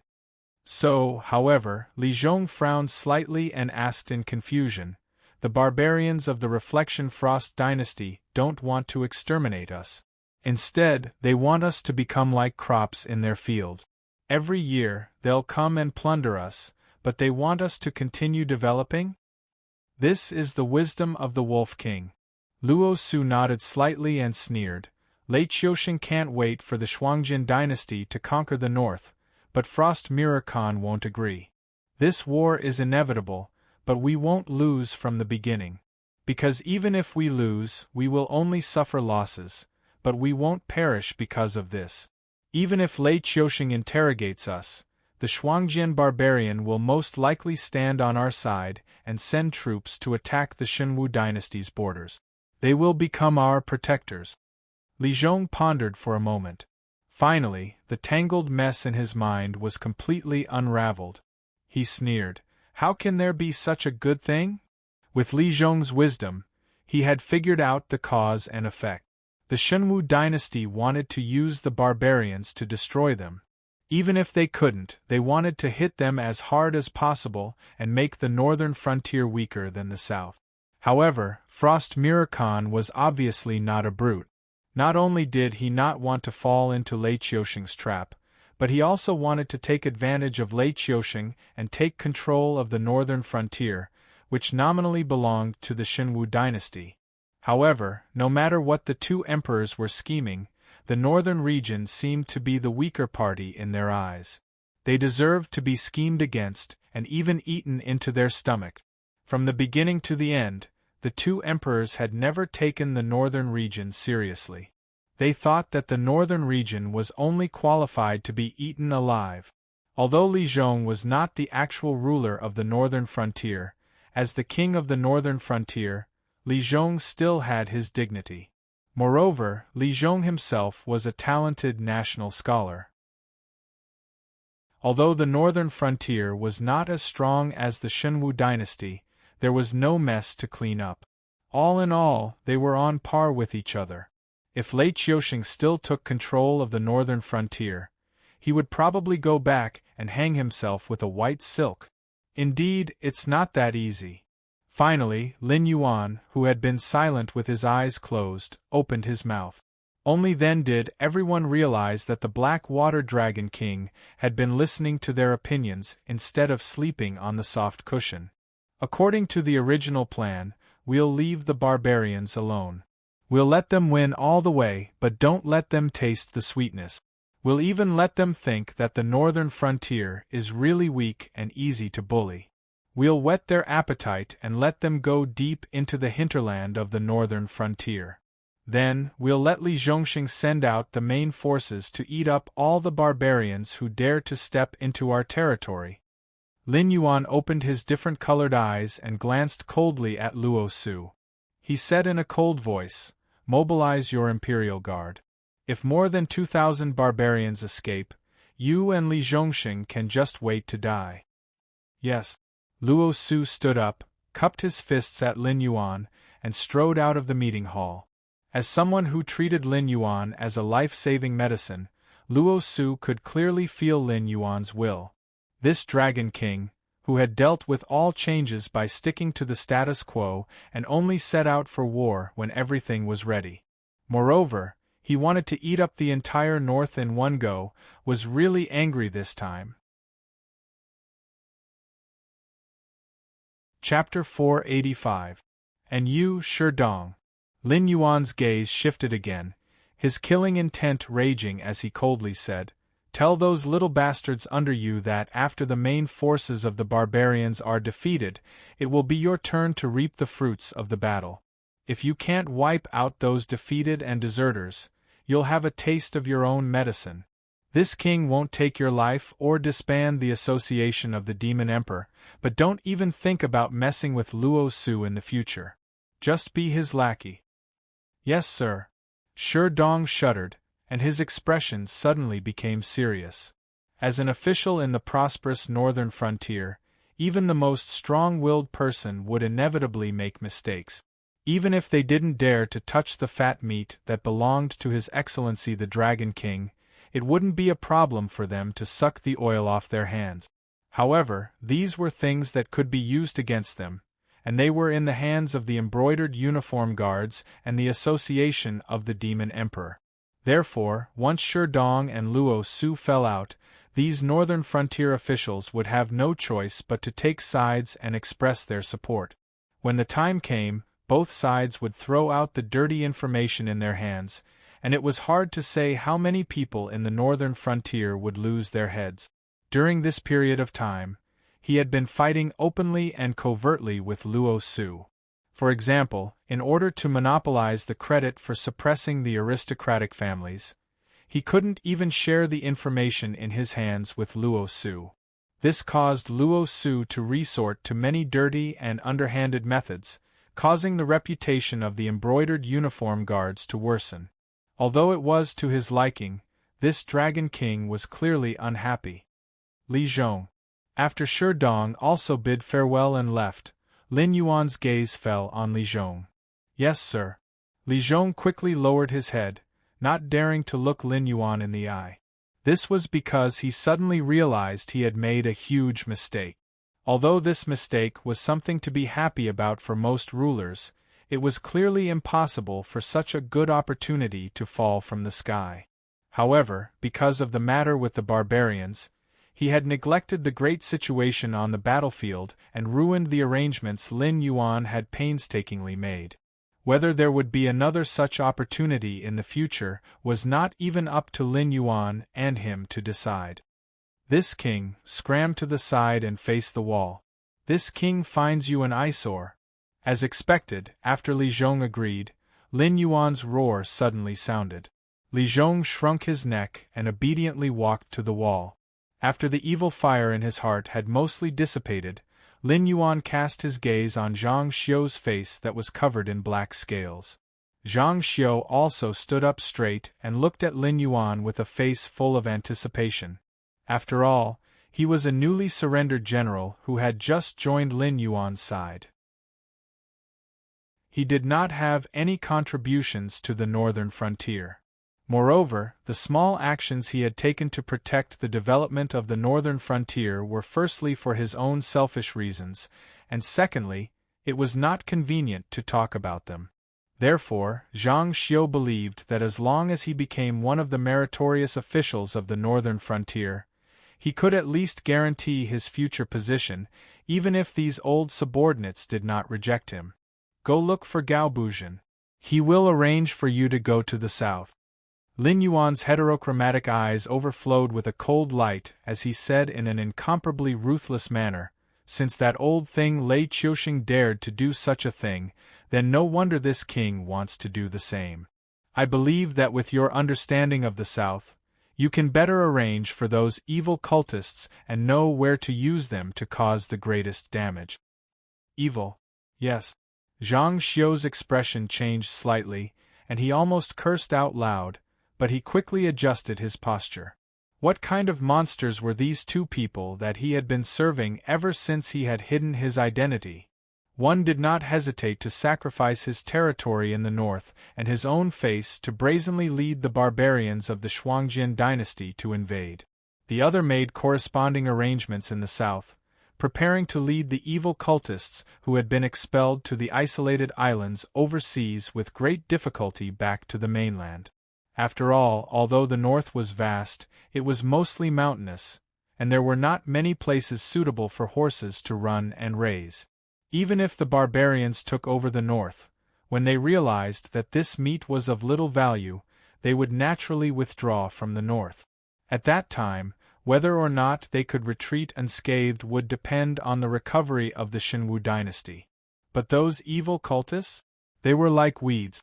As the saying went, even if a wildfire could not burn them out, they would grow again when the wind blew. Once this group of evil cultists entered a densely populated area, they would be like fish in water. In less than half a month, they could turn a group of simple and honest people into murderers who would sacrifice themselves for those unknown evil gods. When that time came, the South would inevitably be even more chaotic than it was now. There might not even be a way to uproot these evil cultists even until death. After all, although the previous expulsion of the evil cultists seemed to have gone smoothly, the various forces had secretly prepared for hundreds of years in order to succeed. This was nothing more than inviting trouble to oneself. However, Zhang Xiu did not know whether Lei Qiusheng had the ability to completely wipe out the cultists. At this time, it was not good to say much. He could only swallow this bitter fruit. After all, Lin Yuan was right. This was the result of Lei Qiusheng's actions. As long as the barbarians of the Shuangjin dynasty did not enter the territory of the north, the evil cultists of the south would not strike. Both sides had placed a time bomb beside each other, but no one knew when this time bomb would detonate. Therefore, they could only remain in a stalemate and wait for both sides to be ready to fight. Zhang Xiu was very clear that no matter how well he did this task, he was destined to leave behind a bad name in the future. Obviously, this Black Water Dragon King was not a magnanimous person. Previously, when the remnants of the Jiao clan pretended to be members of the Association of the Demon Emperor and wanted to conquer Shunning City for the demon beasts, it was to nail the Association of the Demon Emperor to the pillar of shame. Now that Lin Yuan asked him to be in charge of the evil cultists, it was tantamount to nailing him to the pillar of shame. In the future, no matter what attitude Zhang Xiu had towards Lin Yuan would always be able to grab hold of his weakness. Once this scandal was exposed, not to mention restoring the Myriad Swords dynasty, even the remnants of the Jiao clan who had successfully restored their country would not be able to tolerate him. Although Zhang Xiu had accepted the task, he was still standing in the same place. Lin Yuan moved his body, his head almost touching Zhang Xiu's face, and said coldly, "Why? Are you not willing to do this task?" Lin Yuan's voice exploded in his ears like spring thunder. Only then did Zhang Xiu wake up from his inner struggle. He could only clasp his fists at Lin Yuan awkwardly, and then quickly leave the meeting hall. So be it if you want to be a dog. In any case, he had already become like this, neither human nor ghost. Why would he care so much? If he did not complete Lin Yuan's task well, he naturally did not need to think about what would happen to him in the future, because he would not have a future. After everyone left, Li Zhong trembled and turned his head to look at Lin Yuan with an extremely ugly expression. Chapter 486. Do you think you are very humorous? Lin Yuan glanced at the trembling Li Zhong and narrowed his eyes. He said coldly, "This king created an opportunity for you, but you chose to stand on Sherdong's side? Do you really want Zhang Xiu to think that you old subordinates of the northern frontier are suppressing him? I really didn't realize it before, but after thinking it through, I still believe that I did the right thing." Li Zhong was stunned for a moment before he slowly said, "However, Zhang Xiu is a very wild person. If we don't suppress him, he will definitely think that he can sit back and enjoy the northern frontier. However, if I cooperate with Sherdong to expose this matter, Zhang Xiu will definitely feel a sense of danger. As such, no matter what mission the Dragon King gives him, he can only do his best to complete it. Otherwise, according to his habitual thinking, he will probably think that we old people of the northern frontier will not give him a place to stay. However, if you use a gentler method, you can still achieve your goal. You can even make Zhang Xiu feel grateful to you." Lin Yuan's eyes were still narrowed as he slowly said, "You must know that a starving camel is still bigger than a horse. The embroidered uniform guard is far more powerful than the association of the Demon Emperor and the embroidered uniform guard that we temporarily established. In a mere northern frontier, we naturally have the advantage. However, after leaving the northern frontier, they don't have much of a chance of winning against the embroidered uniform guard." Lin Yuan paused. Even if the embroidered uniform guard has changed masters, with Zhang Xiu's personality, he will definitely have a backup plan. At the very least, the people he placed in the northern frontier before his identity was exposed are absolutely loyal to him. These people are the backup plan he left for himself. Even a cunning rabbit has 3 burrows, let alone a venomous snake like Zhang Xiu. No matter how Zhang Xiu performed in front of Lin Yuan, no one would lower their guard against him, even if he was just an embroidered pillow. After all, this guy had great willpower and ambition to change his appearance and hide by Lei Qiusheng's side. He was even able to contend with Lei Qiusheng for such a long time and obtain such great authority. This was enough to make many so-called ambitious people blush with shame. Even though Lin Yuan was used to being in a superior position, he still didn't have the confidence to control Zhang Xiu. Therefore, when he fed him the dragonization root, he also injected his own curse poison into Zhang Xiu's body to restrict him. If Zhang Xiu and his lackeys could become Li Zhong's support, they would be the third spy force between the Council of the Demon Emperor and the embroidered uniform guards. The triangle was the most stable. When the time came, the three sides would suppress and balance each other. Only then would Li Zhong, who was sitting on the throne of the northern frontier, be stable. He wouldn't be directly pushed down from the throne of the northern frontier by Shi Dong and Luo Su's combined efforts. However, Li Zhong had missed the opportunity to be gentle with Zhang Xiu. He was even secretly standing on the opposite side of Zhang Xiu. This was the reason why Lin Yuan was so angry. Li Zhong shook his head disapprovingly and said with a smile, "Dragon King's foresight is something your student can't match. However, the Dragon King is too kind to the people around him. This is a great weakness. Dragon King wishes for me to be benevolent and virtuous, but have you considered your own situation? There are no two suns in the sky. Your student uses benevolence to win people's hearts. The Dragon King uses martial prowess to deter the world. It sounds like a good idea, but has the Dragon King considered how we should interact in the future? When your student's wings are fully grown, even if your student is willing to bow down to you, those people under your banner will not agree." Lin Yuan was silent. He didn't know how to refute Li Zhong. In this life, he was born as a demonic beast. To him, this was his greatest weakness. As long as the humans and demonic beasts in the Sky Martial Continent didn't make peace and share the world, then Lin Yuan could only be the king behind the scenes. Lei Fan, Hu Yen, Li Zhong, they were all faces that Lin Yuan had nurtured in this sick environment. However, the greatest drawback of doing this was time. Even if he was a puppet, after being in this position for a long time, he would become the true king in the hearts of others. When his wings were fully grown, there would definitely be a battle between the two sides. It was just that the time of the battle would be sooner or later. Unless by that time, Lin Yuan had already unified the Sky Martial Continent and solved the problem of the Heaven's Gate. Otherwise, it would always be a tragedy where those close to him would feel pain and those close to him would feel joy. Let's talk about Zhang Xiu again. Li Zhong's expression turned solemn and changed from his previous trembling appearance. He gritted his teeth and said, "He is a poisonous snake. In terms of conciliation, I don't think anyone has done a better job than Lei Qiusheng. He promoted him from a lowly position and treated him as a trusted aide. He gave him the control of the embroidered uniform guards and the Ether Society, which were in the shadows but could affect the entire empire.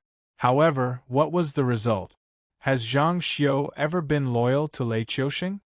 Li Zhong gently shook his head and sneered. The best way to deal with this kind of poisonous snake is to suppress it, push it aside, and let it live in eternal fear. Let it feel that it will lose everything if it makes a small mistake. This way, Zhang Xiu can be of help to us instead of nurturing a tiger that will only invite calamity. Lin Yuan was silent for a moment. Then, he slowly opened his eyes and said helplessly, "All right, you've convinced me. Go about your business." When he finished speaking, Lin Yuan's figure had already faded and disappeared from the meeting hall. It was only at this moment that a thin layer of cold sweat appeared on Li Zhong's forehead. The corners of his mouth trembled slightly, and he squeezed out a bitter smile. When working by the side of the Dragon King, he had to always remember the saying, "Being by the side of the Emperor is like being by the side of a tiger." An opportunity or a problem could be a test given by the Dragon King. If he passed the test, everything would be fine. However, if he went against the intentions of the Dragon King, Lei Fan and Hu Yen were bloody precedents. Although Li Zhong did not know whether Zhang Xiu's matter was an opportunity or a test for him, his rationality reminded him that if he wanted to live a long life as the king of the northern frontier, he should never stand in the way of Lin Yuan. He should not have any thoughts that he should not have. As for the nonsense of replacing him, it was all because of his greed. Once he took that step, no matter how intelligent he was, he would not have a good ending. Therefore, from the initial mistake to the subsequent determination, Li Zhong had always maintained a certain attitude, to reject Zhang Xiu's participation. Luo Su and Shi Dong could become partners, but Zhang Xiu could not. This poisonous snake's ambition was too great. Even if he became a role like the king of the northern frontier and obtained enough authority, he would still not understand what it meant to be content. He would not accept the existence of a retired emperor above him. When the time was right, he would overestimate himself and challenge Lin Yuan's authority. Then, he would be smashed into pieces.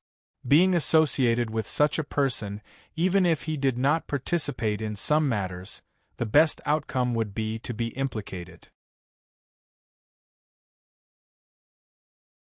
Chapter 487. North of the Xinwu dynasty, Donglin City. Li Zhongxing was dressed in golden armor and had a scarlet cloak draped over his back. He stepped on the city wall with one foot and looked at the frost mirror cavalry that roared past like tigers and wolves. Cold sweat slowly seeped out of his forehead.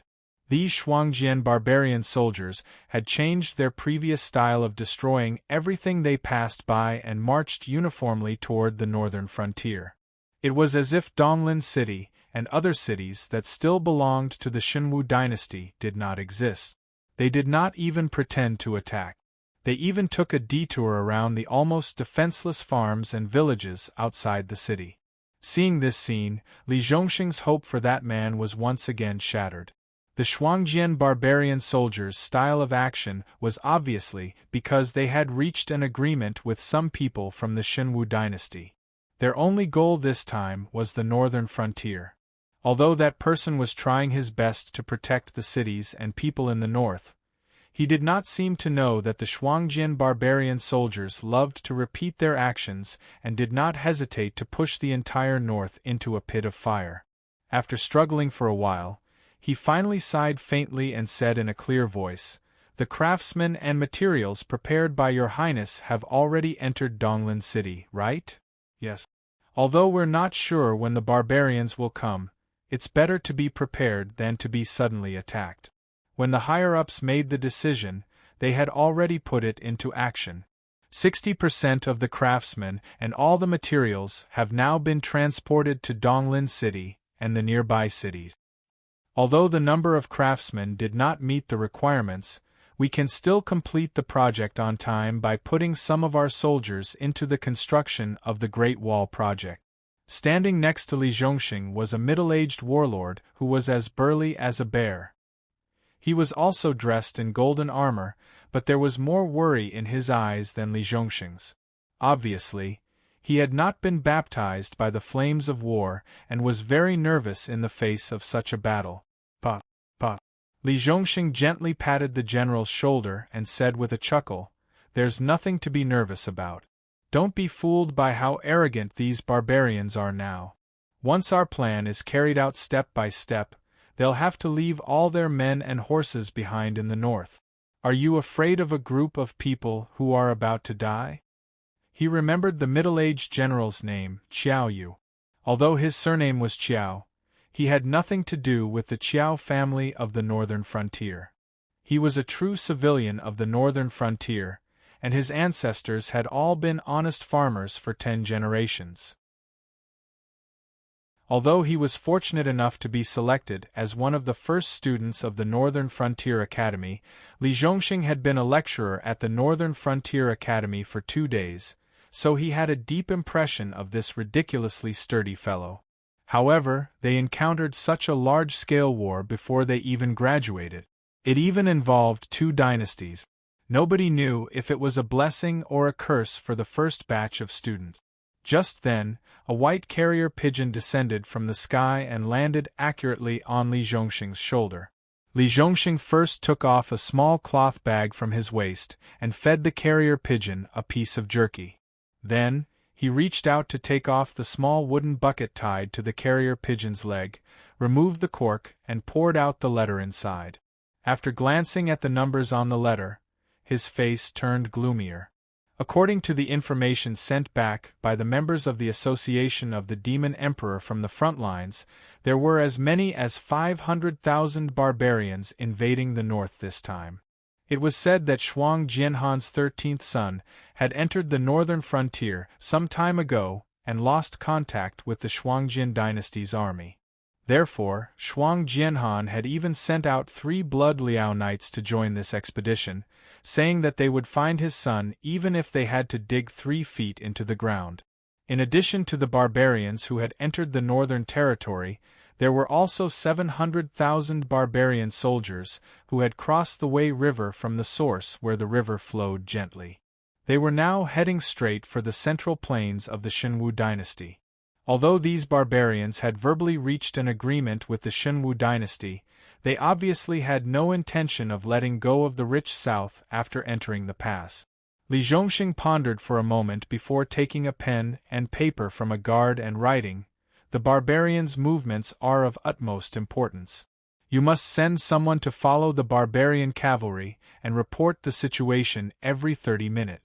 If there is no response after 30 minutes, you will consider them as having died in battle. Send someone else to follow the barbarian cavalry." Of course, Li Zhongxing also used code words. Although the birds that sent the letter were all demonic beasts, there was no lack of people with high cultivation among the barbarians. Moreover, one had to be skilled in archery and riding to make a living on the grassland. These birds were very easy to kill by the barbarians. Using code words to communicate was also to prevent the information from leaking out.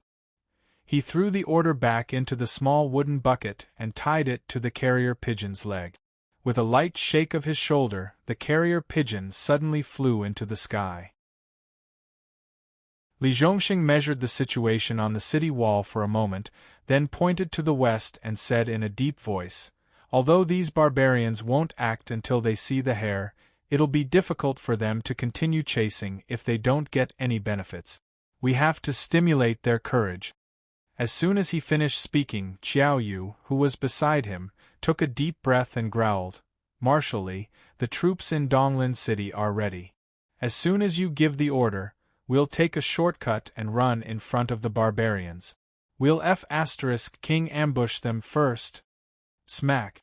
Li Zhongxing patted Qiao Yu's head again and said angrily, "Big Black Bear, when will you grow some brains?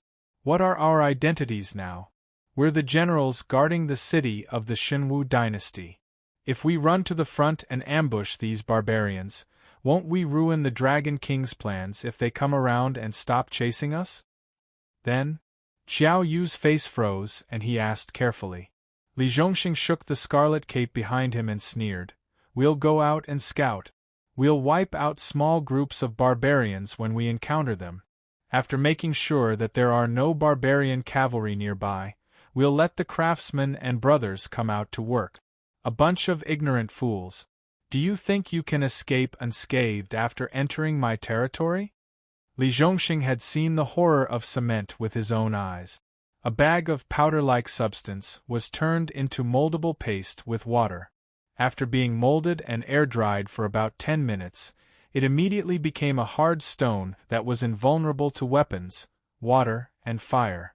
With the craftsmanship of the current northern frontier, even an all-out attack from an airborne realm cultivator with infinite strength would only leave a shallow mark on the cement wall.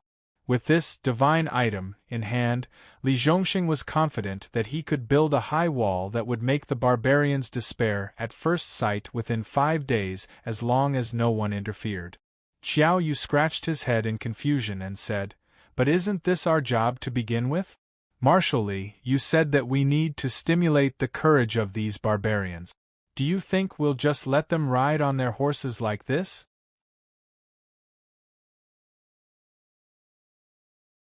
Chapter 488. That's not our job. Li Zhongxing's eagle-like eyes narrowed slightly as he sneered. "Don't forget that we're the Southern Expedition Army. At most, we're only responsible for annihilating the defeated barbarians. If we stand out too much, what will our brothers do? Freeloaders?" Qiao Yu's brain, which had grown muscles, turned quickly for a while before he exclaimed, Commander Li, are you saying, other than them, who else is qualified to fight against the barbarian cavalry in the wild? Li Zhongxing laughed self-mockingly and said sourly, other than the 5,000 Fallen Star Army, the Southern Expedition and the Northern Battlefront Army might be famous, but if we were to fight against the barbarian cavalry in the wild, we would only have a slim chance of survival. The northern frontier used to be so proud and arrogant. They didn't even bother to build the perfect fortifications in the 7 border cities that the Shenwu dynasty had built for many years. Instead, they directly tore down the city walls and divided the settlement. First of all, the demon beasts in the Hengduan Mountains could come out at any time and wipe out all the armed forces that didn't obey Lin Yuan. Second of all, it was because Lin Yuan had never taken the heavy infantry army of the Shenwu dynasty seriously. Although the heavy infantry army of the Shenwu dynasty was no weaker than the Frost Mirror cavalry, they were much more mobile. Once the two sides clashed, the Frost Mirror cavalry might not even be able to shake the formation of the Shenwu dynasty's heavy infantry army, but the Shenwu dynasty's heavy infantry army could quickly bypass the Shenwu dynasty's heavy infantry army and attack other troops. Even if they couldn't find the weakness of the Shenwu dynasty's heavy infantry army, they could easily leave the Shenwu dynasty's heavy infantry army behind and attack other cities. It was not that the northern frontier was afraid of the Frost Mirror cavalry in a head-on battle. It was just that the territory of the northern frontier was too vast. If they didn't fortify the city walls, they couldn't defend against the Frost Mirror cavalry's attacks. Therefore, they had to use Donglin City as the center and connect the nearby cities to form a strong pass without any natural barriers. This was the biggest investment in history. Everyone knew that the northern frontier was very cold, but few people knew that the amount of resources the Shenwu dynasty invested in the defense of the 7 border cities every year was enough to stun the aristocratic families in the south who fought each other for a sea trade route. In other words, if Lei Qiuxing hadn't combined the memories of his previous life to come up with a substitute for cement in this life, even if Lin Yuan owned a gold-swallowing beast called the Chamber of Commerce of the northern region, he wouldn't have been able to afford such a terrifying expense. Otherwise, Lei Qiuxing wouldn't have used the barbarians of the Mirror Frost dynasty as a killing move against Lin Yuan's weak spot. It was just that this stab was too fast and too sudden. If it weren't for the fact that the northern region was now full of heroes and had realized this early on, the Mirror Frost dynasty and the Shenwu dynasty might have succeeded. On the other side, Xiao En, who was wearing a brown warrior's robe, was squatting on the trunk of a giant tree. He narrowed his eyes and put an arrow made of crimson steel mastiff's bones on the bowstring. He slowly pulled the bowstring and adjusted his breathing. His voice echoed in the forest like the wind. Ready. Fire. Whoosh, whoosh, whoosh. Thousands of sharp arrows suddenly flew out from the dense forest, like a black cloud surging out. Before the cavalry of Frost Mirror, who were approaching from afar, could react, the group of people at the front had been shot into sieves and fell into pools of blood. Don't panic! Don't panic! A general of Frost Mirror pulled on the reins and glanced at the casualties. He said fiercely, "There aren't many of them, only about 2,000 or 3,000. Rush over and eat them. Tell these bastards what's the matter, warriors of the grasslands. All Kiliarchs, move forward in a roundabout way. Archers, take out your bows and suppress the enemy." This general was obviously a veteran of the battlefield. With just a cursory glance at the casualties, he was able to deduce the number of archers who had suddenly launched an attack on them. However, before the experienced general could finish his sentence, another black cloud surged out of the forest and shot down another 300 Frost Mirror cavalrymen. There were even a few unlucky Blood Liao cavalrymen among them. Many of them were terrified by this sudden turn of events. The tribe that Frost Mirror Khan belonged to was the Shueliao tribe. Therefore, this extravagant cavalry was like the personal guards of the Frost Mirror royal family. Whether it was food, clothing, or armor, they were far superior to the other troops of the Shuangjin dynasty. If it were them, their bows and arrows might not be able to penetrate the armor of the Shueliao knight. Unless they were lucky enough to hit an exposed part of the armor, such as the face, the number of arrows would not be enough to cause any effective damage. But look at the arrows that were shot out. The arrows would instantly pierce through the leather armor of ordinary cavalry. The arrows would also instantly pierce through the secret metal armor of the Shueliao knights. The armor of their warriors was like a piece of paper, without any defensive ability at all. It was as if they were wrapped in a layer of paper. The general gritted his teeth and roared, "Brothers, if you're scared now and turn around to run, you'll still be shot for nothing. Who knows who will be the next unlucky ones to die? Draw your bows and return fire. We have 70 to 80,000 people on this road. Do you think we'll be scared away by a few thousand soldiers? Cover fire. Let the brothers of the assault cavalry charge in and kill these bastards." As soon as the general finished speaking, the Frost Mirror cavalrymen were somewhat reluctant, but they still quickly drew their bows and arrows. Feeling the wind around them, they aimed at the dense forest in front of them. Every one of them looked particularly ferocious as they gritted their teeth. After all, living on the cruel grassland, even a gust of cold wind could freeze people to death. If one's clothes were not tightly wrapped enough, it was not uncommon for parts of one's body to freeze off. Therefore, the Frost Mirror tribe rarely migrated after occupying suitable grassland. Even if a strong enemy came knocking on their door, they would choose to fight to the death. Otherwise, the number of people who died of diseases and cold in Lusong would be more than those who died in battle. To the Frost Mirror tribe, reputation was like an umbrella. If a powerful warrior appeared in a tribe, even a tribe more powerful than them would have to be polite to him. They had just entered the Xinwu dynasty's territory. If they were scared away by a few thousand soldiers in an ambush, they would never have a good life in the future. However, before they could release their arrows, another round of arrows shot out. This time, the Frost Mirror cavalrymen were prepared. They pulled on their reins and began to dodge the arrows. However, even if there was a gap in the formation of tens of thousands of people, there was only so much space. In the blink of an eye, many cavalrymen crashed into each other and were thrown off their horses. The number of Frost Mirror cavalrymen who died from being trampled by their horses was even more than the number of people killed by the third round of arrows. At this point, no matter how scared the Frost Mirror riders were, they had no choice but to be ruthless. After all, the enemy was still firing arrows at them. If they continued to waste time here, they would just be wasting their lives. They might as well take out the enemy in one go.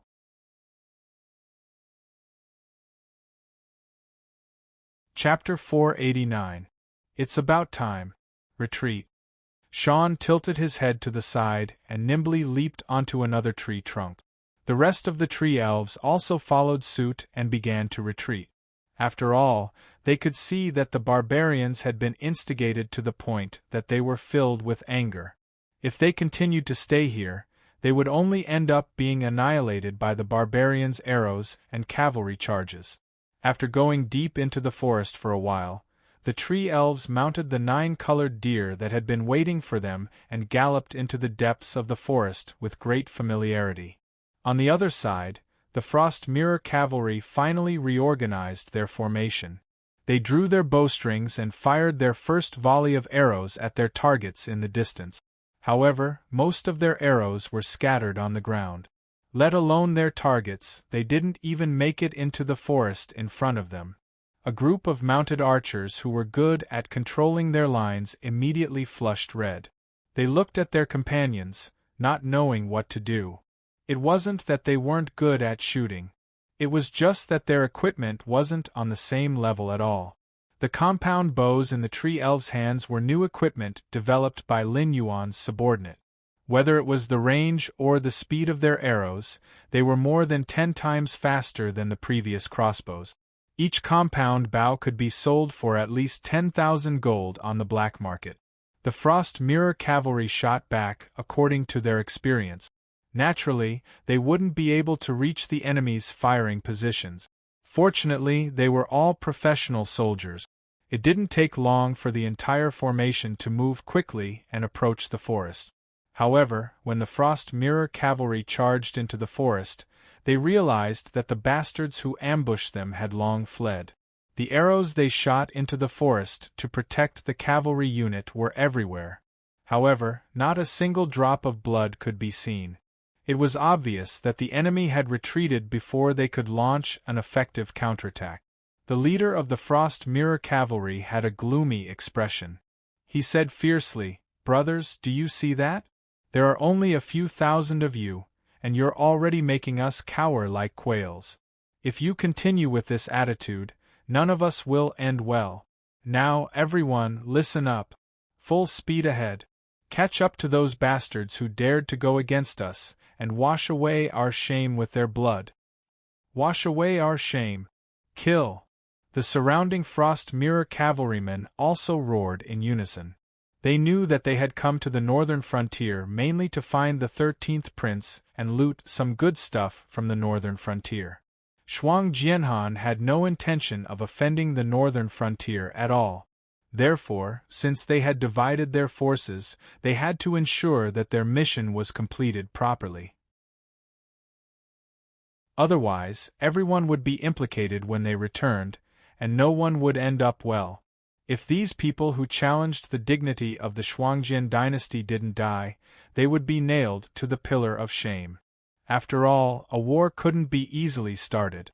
Even if they wanted to prove their bravery on the battlefield, they might not have the chance. After the Frost Mirror cavalrymen dispersed, the trunk of a giant tree shook a few times. A chameleon-like demonic beast slowly revealed itself. It looked at the scattered cavalrymen and sneered, "Lord Dragon King is right. These Shuangjian barbarian are stupid. How dare they fight in the mountains of the northern frontier?" The chameleon stretched its body, which was almost stiff because it had to blend in with the surrounding environment. Then, it quickly climbed down the giant tree and walked towards Donglin City. Even the old hunters in the northern frontier didn't dare to enter the mountains of the northern frontier. After all, it was close to the Hengduan Mountains. No one knew whether the beasts in the mountains were wild beasts or demonic beasts. Moreover, Lin Yuan wanted to give the Frost Mirror cavalrymen a big gift. He didn't have any scruples at all. He directly ordered the beast kings in the periphery of the Hengduan Mountains to send a large number of demonic beasts into the battle.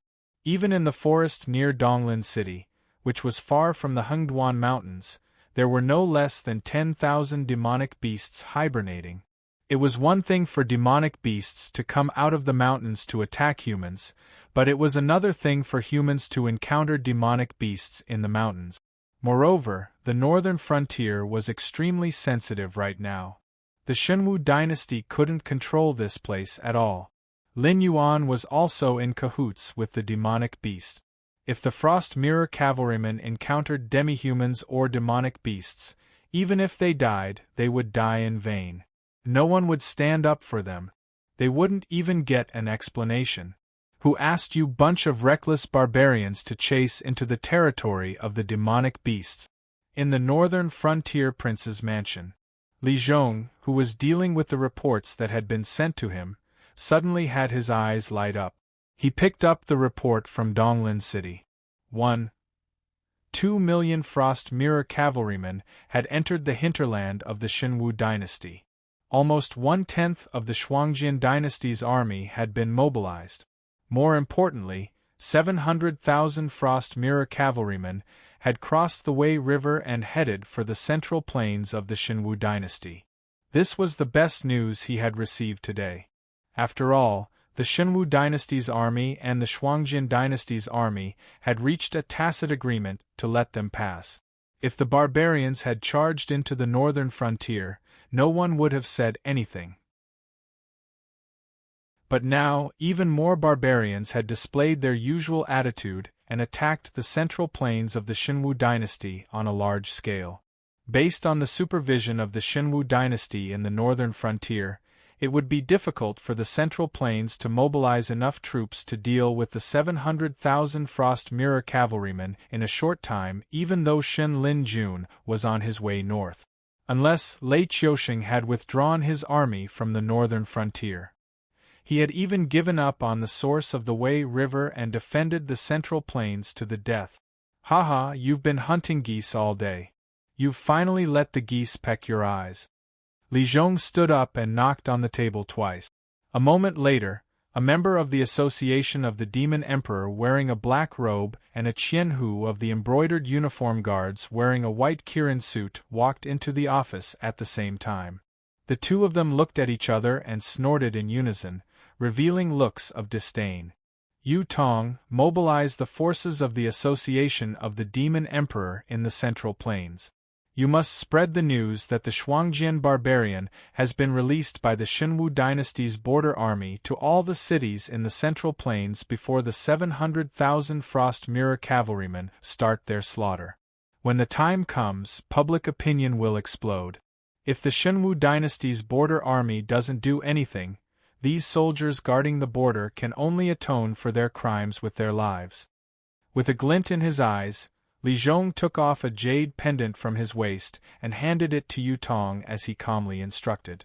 Once the news that the Frost Mirror cavalrymen had been released by the border army spread, coupled with the 700,000 Frost Mirror cavalrymen invading the Central Plains, no matter how thick-skinned Lei Qiusheng was, he couldn't ignore the curses of his people. When the time came, the Xinwu dynasty's border army would have to be mobilized. Otherwise, the millions of border soldiers would have to choose social death. Of course, Lei Qiusheng didn't have to send troops to attack the Shuangjian dynasty. As long as he could seal his pockets and stop the Shuangjian dynasty's cavalrymen from entering the northern frontier, he would be grateful. Chapter 490. Yes, sir. Yu Tong excitedly took the jade pendant from Li Zhong's hand and winked at the genie guard, as if he was showing off. Yu Dingchen, your mission is more important than Yu Tong's. Li Zhong picked up a letter with wet ink and handed it to the genie guard. He said in a deep voice, "You must pass through the Shuangjian barbarians' blockade before sunset today and hand this letter to Li Zhongxing in Donglin City. Have someone keep an eye on the Xinwu dynasty's border army. Once they give up their original defense line and retreat to the Central Plains, you guys can take advantage of the situation and kill them. While you're at it, you can occupy the source of the Wei River and set up an outpost there. Remember, you must take that place and never lose it." "Yes, sir." Yu Dingchen's face turned red as he shouted with all his strength. Obviously, he wanted to compete with Yu Tong. "Okay, go. There's no time to lose. You must complete my mission before sunset today. Otherwise, you will be killed without mercy." Li Zhong nodded with satisfaction and waved his hand to signal the two to leave. Once the Demon Emperor's meeting caused public opinion to explode in the Central Plains and the South, everyone in the Xinwu dynasty would be in danger. The border army would definitely take action. The border army near the north would definitely suffer. As for the border army near the Central Plains, they would have to withdraw their men to defend the Central Plains at least until Shen Lin Jun entered the Central Plains to fight the Frost Mirror cavalry. At that time, the border would definitely be short of manpower. Other than the necessary checkpoints, there would be no other defenses. Taking the source of the Wei River, where the water flow was the smoothest, was the same as eliminating the possibility of the Xinwu dynasty's army entering the Central Plains. It would be a joke if those iron cans of the Xinwu heavy infantry wanted to swim across the river. If they went down the Wei River, they would probably sink to the bottom and feed the fish. Unless the Xinwu dynasty could transfer a large number of ships from the south for the army to cross the river, they could only choose to fight Lin Yuan's army upstream with all their forces. Once the war reached that stage, Li Zhong could at least guarantee that the northern frontier would be invincible. After all, the Great Wall project that the Northern Territory was currently carrying out had truly cut off the possibility of the Mirror Frost cavalry entering the Central Plains. Even the passes and guard stations that originally belonged to the Shinwu dynasty were blocked outside. Therefore, if the Mirror Frost cavalry wanted to intervene in this war, they could only attack the Shinwu dynasty's main camp from the other side. No matter which side they wanted to help, with Lei Qiusheng's suspicious personality, he would not allow these barbarians to get close to his headquarters. It was only a matter of time before the two sides clashed, let alone now that 700,000 barbarians had invaded the Central Plains. As for the other possibility, Li Zhong could only chuckle. There were indeed many ships in the south, but they were mostly sea-going ships. They might not be able to operate well in the Wei River. Moreover, those ships belonged to the aristocratic families. If Lei Qiusheng wanted to conscript them to fight, it would mean that the aristocratic families in the south, who relied on the sea to make a living, not to mention that the south was now a powder keg that could explode at any time, even if the northern frontier didn't have any troops in the south, the aristocratic families in the south would still try to wrestle with Lei Qiusheng. He didn't believe that Lei Qiusheng would be so bold as to allow the main forces of the Qinjiang dynasty and the Frost Mirror dynasty to enter the Central Plains together. Even if he was willing, the Frost Mirror dynasty and the Qinjiang dynasty wouldn't be willing. Which of them didn't have a top force backing them? It was true that Lin Yuan wanted to occupy the north and plot against the Shinwu dynasty. If they sent troops to hinder Lin Yuan, they would give Lin Yuan an excuse to attack them. Secondly, if Lin Yuan cut off the Northern Territory Chamber of Commerce's support for a period of time, their national strength would quickly fall to the bottom. They would become trash that any of the 7 dynasties could step on. After Yu Tong and Yu Dingchen left, Li Zhong strode into the courtyard. He put his right hand to his mouth and whistled. In an instant, a green rock landed directly, and the force of its flapping wings easily raised the dust and fallen leaves in the courtyard. When the cyan rock finally heard him, Li Zhong said slowly, "Tell all the demi-human tribes to quickly enter the North Mountain Forest and wipe out the Frost Mirror cavalry in batches.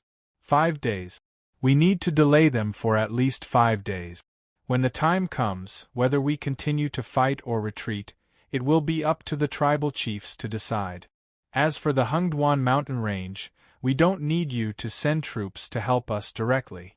However, it shouldn't be a problem for you to send 2 more waves of beasts to the Shuangjian dynasty's territory, right?" The cyan rock was obviously very cold. It was a mountain lord-level demonic beast, but it didn't seem to want to communicate with Li Zhong. It just nodded slightly. However, Li Zhong put his hands behind his back and said expressionlessly, "I have one more thing to say. Remember to pass it on. Both the Frost Mirror dynasty and Shinwu dynasty don't see demi-humans and demonic beasts as equal intelligent creatures. You can only live a good life under the rule of the Dragon King. If the north and the northern frontier have a new ruler, you will return to your previous life of eating raw meat and drinking blood. Because we are the only ones who see you as our own kind. The other humans will only see you as slaves and animals." The Black Water Army had gone to the south. The Fallen Star Army was too small, and the Northern Army had to guard the northern frontier. The Southern expedition seemed to be powerful, but it was actually very scattered. Based on the current situation, none of the troops in the northern frontier were powerful enough. In this war, Lin Yuan could only rely on the demonic beasts and the demonic beasts. However, the demonic beasts didn't completely obey Lin Yuan's orders. They were only temporarily sent by the demonic beast king to support Lin Yuan. They could help Lin Yuan in the war, but they would never risk their lives for him. Most of the demonic beasts weren't as smart as humans. They thought that even if Lin Yuan lost the war and lost their territory, they would just retreat back to the Hengduan mountain range and continue their lives. They didn't consider the expansion of the Hengduan mountain range and the existence of the Northern Territory Chamber of Commerce, which would be a great help to the overall strength of the Hengduan mountain range. Therefore, Li Zhong's words were not only to bring this demonic beast to the demonic beasts, but also to the demonic beasts. Although the demonic beasts could risk their lives for the demonic beasts, the Shunwu dynasty had enslaved them for many years. They would risk their lives for their own survival, but they wouldn't risk their lives for Lin Yuan's rule. Therefore, most of the demonic beasts were still in the northern frontier. Lin Yuan was worried that these demonic beasts would be blinded by the Shunwu dynasty's words. They thought that even if the northern frontier had a new ruler, they could still live a comfortable life under Lin Yuan's rule. Therefore, only a few loyal demonic beasts, such as Xiao En, participated in the war. Only by uncovering the bloody scars of their past could these demonic beasts realize that everything they had now was a gift from Lin Yuan. Chapter 491. Got it. Only then did Qing Peng nod his head with a solemn expression, and he replied. After Qing Peng flapped its wings and flew away, Li Zhong let out a sigh of relief. A hint of worry flashed across his face. Although he had made a lot of arrangements, he could only turn the situation in the most advantageous direction for the northern frontier if every chess piece was placed in the right position. Once one of the conditions was not met, the northern frontier would have a hard time moving forward. After all, it was not crazy to fight against a dynasty with a small territory. It was completely foolish. If Lin Yuan had not run the northern region into a one-man rule, held the lifeline of the 7 dynasties, and happened to be in troubled times, the current northern region would not even have the qualifications to fall out with Lei Qiusheng. Faction War Model. Name: Northern Defense War, ongoing, attacking side.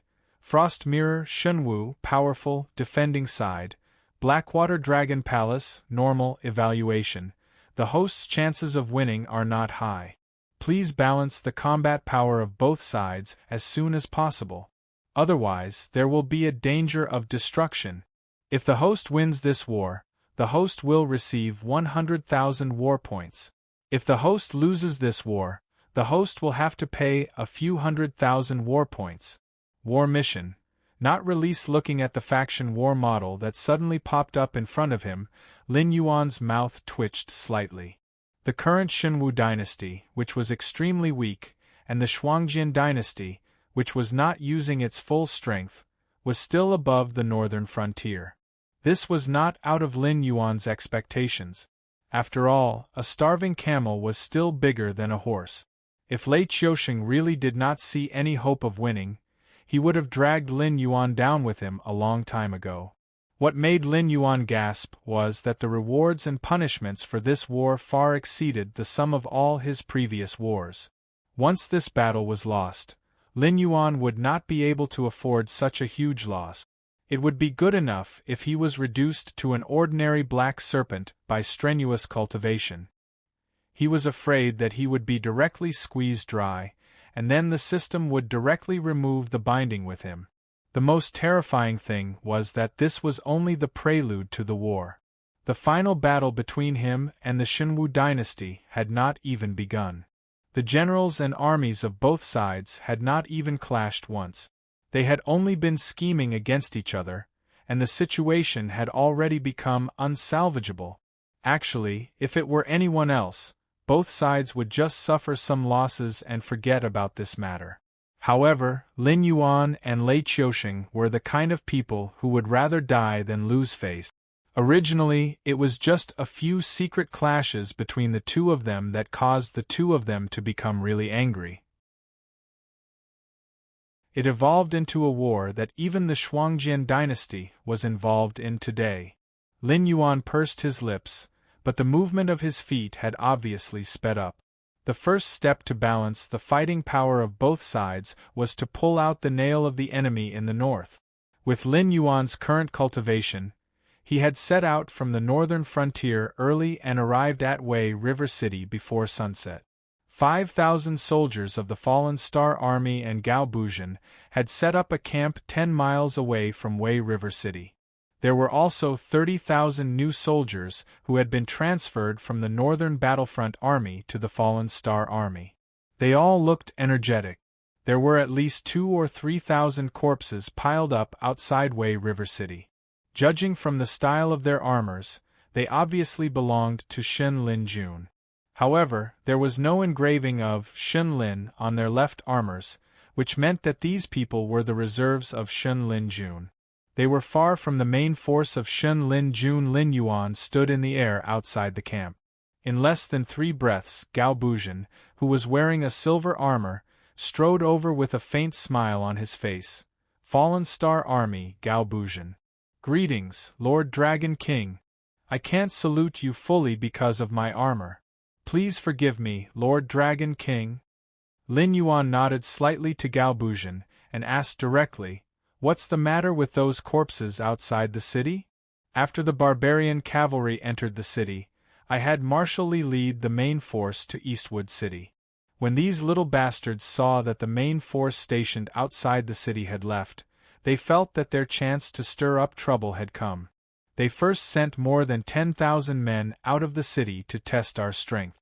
In the end, we drove them back the moment they saw us." Gao Buzhen didn't care about it at all. It was as if he didn't defeat the famous reserves of Shin Lin Jun, but a bunch of chickens and pottery dogs. "Well, it seems that you have fought with them. How do you feel?" Lin Yuan glanced around the camp and found that almost everyone, including Gao Buzhen, was injured, but there was no fatal wound. As long as the wound was healed, as long as they didn't move too much, even their movement would not be affected. More importantly, although the number of these 35,000 people was better than the 10,000 Shin Lin Jun, who came out to explore, 30,000 of them were just recruits who had received military training for a period of time. It would be good if they didn't cause trouble on the fierce battlefield. They couldn't help much at all. But the opponent was the famous Shin Lin Jun, who was known as the First Army of Shinwu. Even if he was just a reserve, he was selected from countless professional soldiers. His fighting power was not small. In such a situation, there was only one way to defeat the opponent with 0 casualties. That was to kill the general and capture the flag. It seemed that the former champion of the Fallen Star Army was still as brave as before. At most, it took him only 3 moves to kill the main general of Shin Lin Jun's side. This made the remaining Shin Lin Jun lose the will to fight, leading to a one-sided massacre. Speaking of this issue, Gao Buzhen showed a serious look and said in a deep voice, "Feeling weak. This group of rice worms has the title of the First Army of Shinwu, but it is far worse than the army of our generation. Not to mention my Fallen Star Army, even those who just got the title of the First Army could easily defeat them. After all, the 7 dynasties had been peaceful for a long time. The most chaotic period should be the period when Lei Qiusheng usurped the throne. The army under his command fought day and night with the army loyal to the Shinwu dynasty. Even the army of the First Army was quite strong. But after decades, those brave and invincible officers in the past were full of fat, and those loyal soldiers under their command had no hope of promotion. Naturally, they left the army early to find another way out. Compared with these old soldiers who had been peaceful for a long time, the Fallen Star Army was indeed a bit of a bully. Of course, not all of them were old soldiers. It was just that the soldiers who fought in the situation where the whole country was a battlefield and were surrounded by enemies looked down on these Shuangjian barbarian soldiers who at most fought with the beast tide and pretended to rob the border every year. Except for the border troops who were fighting in the north and the west, there were not many troops who dared to say that they could withstand the attack of the Fallen Star Army.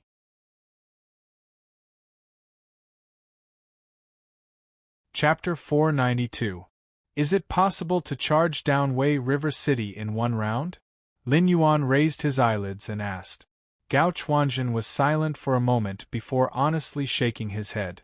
He said bitterly, "Dragon King Darren, these little bastards don't deserve their reputation, but Wei River City is a fortress run by the Shinwu dynasty for many years. The city walls are hard and smooth. We can't get up without suitable siege weapons. There are also those ballistae and cannons. Even if we build siege chariots, it's one thing to say if we can break open the gates, but it's another thing to say if we can reach the gates. Speaking of this, Gao Chuanjin was clearly listless. He said listlessly, "If it wasn't for those siege weapons, none of the 10,000 people who left the city would be able to return alive." Today's battlefield was no longer the azure field that Gao Jie was familiar with. The high walls of the city combined with all kinds of defensive equipment, even the endless beast tide would be worn down to death, let alone the generals who were good at charging and breaking through enemy lines. Taking down the reserve general of the Divine Forest Guards was just a warm-up for a fierce general like Gao Jiezhen. But before he could vent his hot blood, the other side retreated back to Wei River City.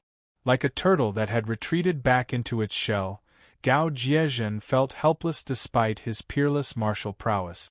"Just make it so they can't use it." Lin Yuan opened his mouth and showed a cold smile. In the next moment, the originally calm Wei River suddenly boiled and roared. Water dragons roared into the sky, and in the blink of an eye, it was as if the entire Wei River had turned into a dragon and stood upright. Even Gao Chuanjin, who had been on the battlefield for a long time, couldn't help but gulp. No matter how strong a cultivator was, they couldn't fight against the heavens and earth. Even Kongming experts who didn't fear water or fire would lose to the corrosion of time. Lin Yuan's method of borrowing the power of the heavens and earth was almost beyond Gao Chuanjin's understanding. Using his own power to move the entire Wei River for his own use, what kind of terrifying power was this? Gao Buzhen had seen similar battles before. It was just that at that time the Falling Star Army was in its heyday. Nearly 10,000 cultivators of the water system were mobilized, and they only managed to turn a river less than 1/5 of the Wei River into a water dragon to help them attack the city. In that battle, they almost didn't encounter any decent resistance, because most of the soldiers and generals in the city had been drowned or knocked to death before they entered the city. While Wei River City would have corresponding defensive measures, with the Wei River pouring down, the siege weapons on the city walls should have been mostly destroyed. The cannons filled with water couldn't fire. In an instant, the battle returned to the rhythm he was familiar with. Trouble. The reserve officer of the Divine Forest Army on the city wall of Wei River City looked at the rising water dragons with a gloomy expression. This fortress built on the banks of Wei River couldn't be unguarded against the enemy using water to attack the city. The city had extremely advanced drainage channels. Once the water dragon pounced into Wei River City, it would quickly be swatted away by the drainage channels. But if such a terrifying water dragon came crashing down, the weapons on the city walls would definitely be destroyed, and the city gates might even be blasted open. The reserve officer took a deep breath and shouted, "Go to the storehouse and move rocks and sandbags to reinforce the city gates. Don't let the water dragons break open the gates." The elite soldiers selected from the various troops were naturally not weak. At the very least, they were able to withstand the pressure of the water dragons and not be killed on the spot. However, once the city gate was breached, it would not be a small matter for the people outside to rush in. For example, the general who led the team to scout the way was considered one of the strongest among them. However, he could not even last 3 moves against the silver-armored general. For these generals, cultivation didn't necessarily determine victory or defeat. Their mentality, martial arts skills, and even familiarity with battle formations would all determine victory or defeat on the battlefield. These were all very important factors. He didn't want to face the silver-armored general who was like a wolf or a tiger. The reaction of the officer on the city walls was very fast. But the moment he opened his mouth, the water dragons had already crashed down. The water dragons hit the city walls and suddenly exploded, turning into a large amount of water with a strong impact. It scattered the siege weapons on the city walls and washed away dozens of Shun Lin Jun's reserve soldiers who couldn't dodge in time. At the same time, they suddenly fell into the city. Most of them were drained away by the drainage system, but some of them hit the city gates hard. Gao Buzhan and the Xun Lin Jun's reserve soldiers in the city all stared at the city gates. The city gates only shook twice but didn't break open. The officer on the city walls had a relieved expression on his face. But in the next moment, a white mist slowly rose. The Xun Lin Jun's body that was still wet suddenly had large and small ice cubes appear on their bodies. They shivered and the city gates directly turned into ice gates. Charge!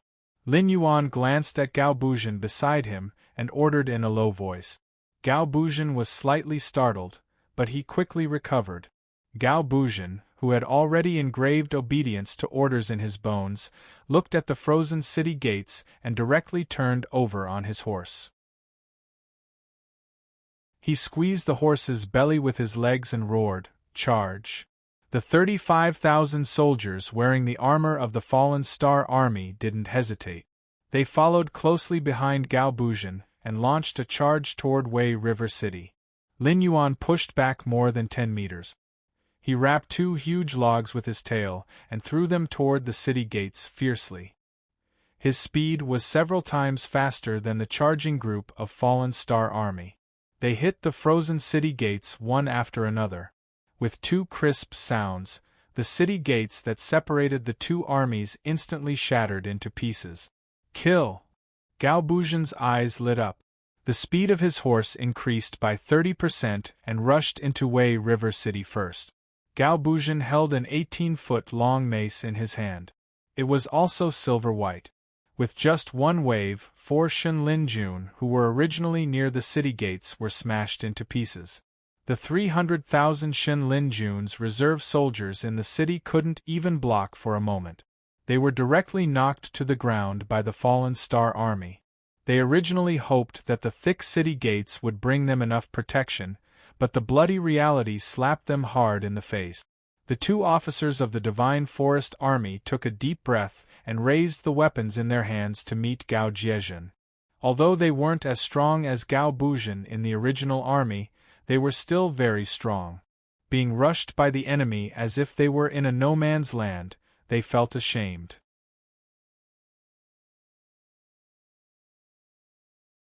Chapter 493. In the past, the champion of the Myriad Swords dynasty had earned his reputation from the battle of breaking through enemy lines. Not to mention him, even the 5,000 veteran soldiers of the fallen Star Army that he had brought with him could easily deal with these so-called elites. After all, they were completely incomparable to the experienced soldiers of the Myriad Swords dynasty. Seeing the 2 strong men rushing towards him, Gao Jiezhen was not in a hurry. He gently turned the mace in his hand and separated the 2 men's weapons. At the same time, he urged his war horse to charge forward. His left hand pulled the reins, and the war horse immediately reared up. Its 2 front hooves fiercely stamped on the chest of one of the generals, and immediately kicked him upside down. If it was Lin Yuan's body from his previous life, being kicked like this by a war horse, even if the gods descended, they would not be able to save him. However, the soldiers of the Tianwu continent more or less had cultivation. Even if they were not in the Heaven Dipper realm, they could not be hurt by ordinary animals. The general was just careless and was sent flying, but he was not hurt at all. With a flip of his body, he regained his standing position. However, in this gap, Gao Jiezhen turned the mace in his right hand and easily knocked away the spear in the other general's hand. He then pulled the mace back, and the front end of the mace fiercely smashed the general's head. Suddenly, the general's entire head was smashed. The general who had regained his battle stance saw that his comrade had ended up in such a miserable state. Although his eyes were red, his fear eventually won over his anger. He actually lost the courage to go forward and fight with Gao Jiezhen. He turned around and ran towards the crowd. "Ha ha ha, where do you think you are going?" Gao Jiezhen laughed for a while. His right hand just threw the mace forward, and in a flash it hit the general's back. The general's body just trembled, and suddenly fell to the ground and died on the spot. A group of Shun Lin Jun's reserve soldiers who came out with the two officers also trembled. No one dared to look at Gao Jiezhen, this killing god. After all, in the Wei River City where elites walked everywhere, those who could become officers were all ruthless people. Even the reserve soldiers were not to be underestimated.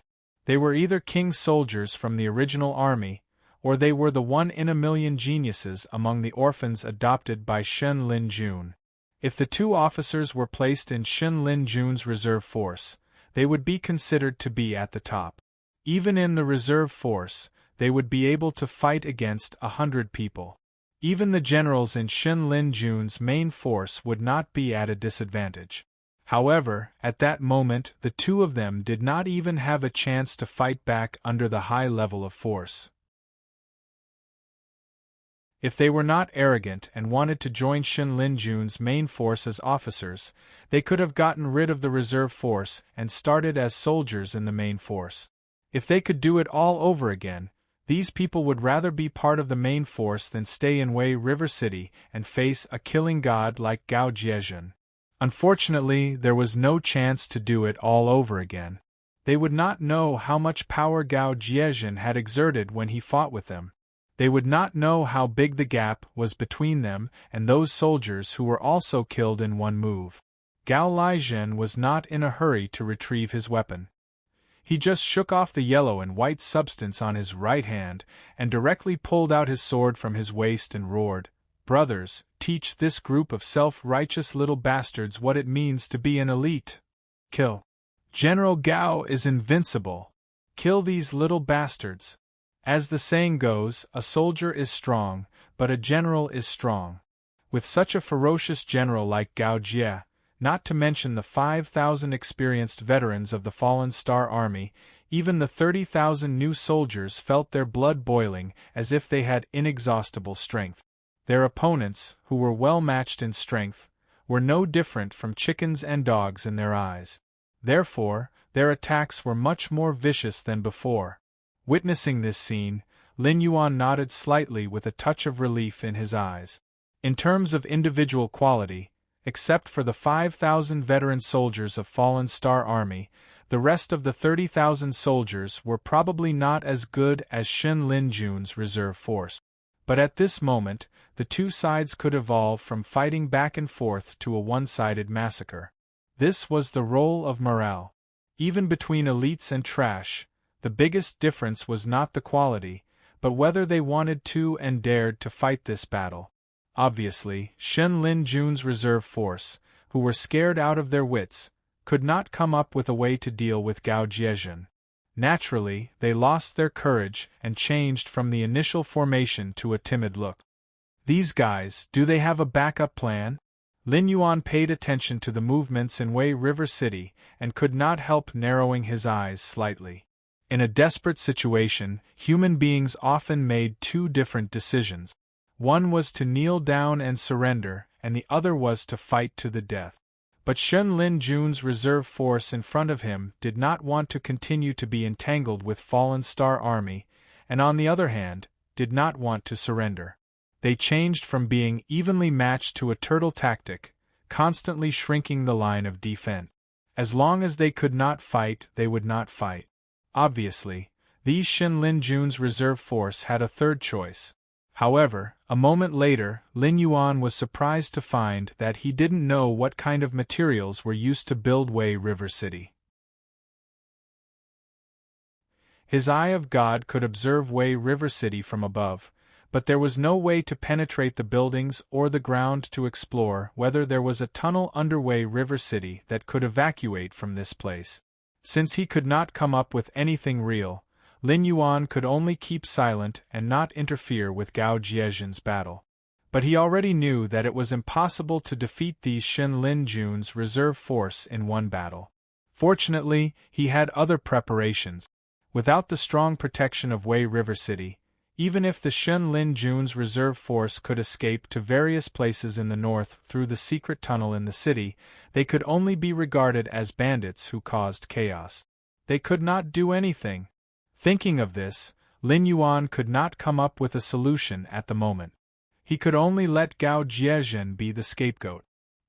He could not order Gao Jiezhen to disband the formation and attack the enemy's formation with all his strength, right?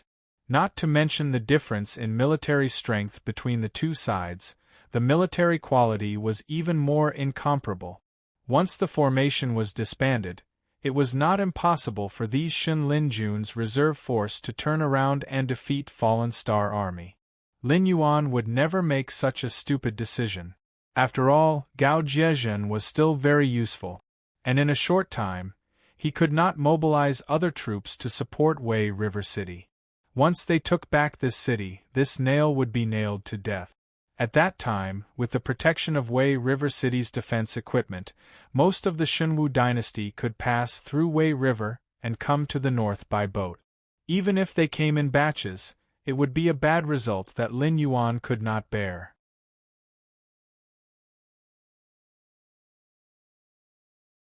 Chapter 494. It was funny that 300,000 Shen Linjun's reserve soldiers were suppressed by 35,000 soldiers.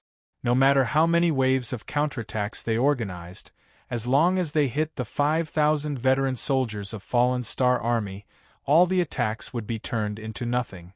Instead, they were pushed forward step by the opponent, gradually losing the geographical advantage of Weha City. Even the speed of shrinking the front line was accelerating. The way to deal with a fierce general was very simple. Let him be arrogant, go deep into the enemy's territory alone, and then encircle and kill him. But facing 5,000 fierce generals at the same time, as well as Gao Buzhen, who was one level higher than the fierce generals, could be said to be a peerless fierce general, and had extremely rich war experience, it was indeed a bit difficult for these little bastards. Looking at the whole Shunwu dynasty, only those old brothers in the past could compete with the 5,000 veteran soldiers of Fallen Star Army. But after decades, not everyone was as bad as Gao Buzhen and was excluded by the higher-up. A small number of them retired and returned to their hometown. For example, the 5,000 soldiers of Fallen Star Army brought by Yan Xingqi were not implicated, but they were not willing to work for Lei Qiusheng. Most of them had now entered the army of Shunwu dynasty, and even held positions in the Ministry of War of the Imperial Court, and became important big shots. After years of living like royalty, how much courage could they still maintain? If it were not for the Shen Linjun and the small number of soldiers of Fallen Star Army. With this army, Lin Yuan could stand proudly in the north and rule across the river from Lei Qiusheng, and not be attacked by the Shuangjian barbarian. After all, if the strength of both sides was equal, neither Lin Yuan nor Lei Qiusheng would blindly break the balance, because that would only be taken advantage of by others. Neither of them could laugh until the end. But now the military strength of Shunwu dynasty was far above the northern frontier, but the speed of growth was far slower than the northern frontier. That was why Lei Qiusheng was anxious to suppress the northern frontier, and was determined to strangle this giant in the cradle. That was why the Frost Mirror Barbarian had entered the pass. But as the fighting became longer and longer, Gao Buzhen also got rid of the hot blood of returning to the battlefield, and looked at the problem with a calm attitude again. Soon, Gao Buzhen realized that something was wrong. The Divine Forest Army's reserves were losing members too fast. Gao Jie felt that even if these 35,000 people were replaced with the main force of the Fallen Star Army, they would not be able to cause such a huge loss of members. As the enemy's defensive line became smaller and smaller, their battle formation also became smaller and smaller, sacrificing some soldiers in exchange for a chance to retreat. Gao Chuanzhen frowned slightly, and his face suddenly turned cold. He raised the sword in his hand and said fiercely, "Everyone, follow me and charge."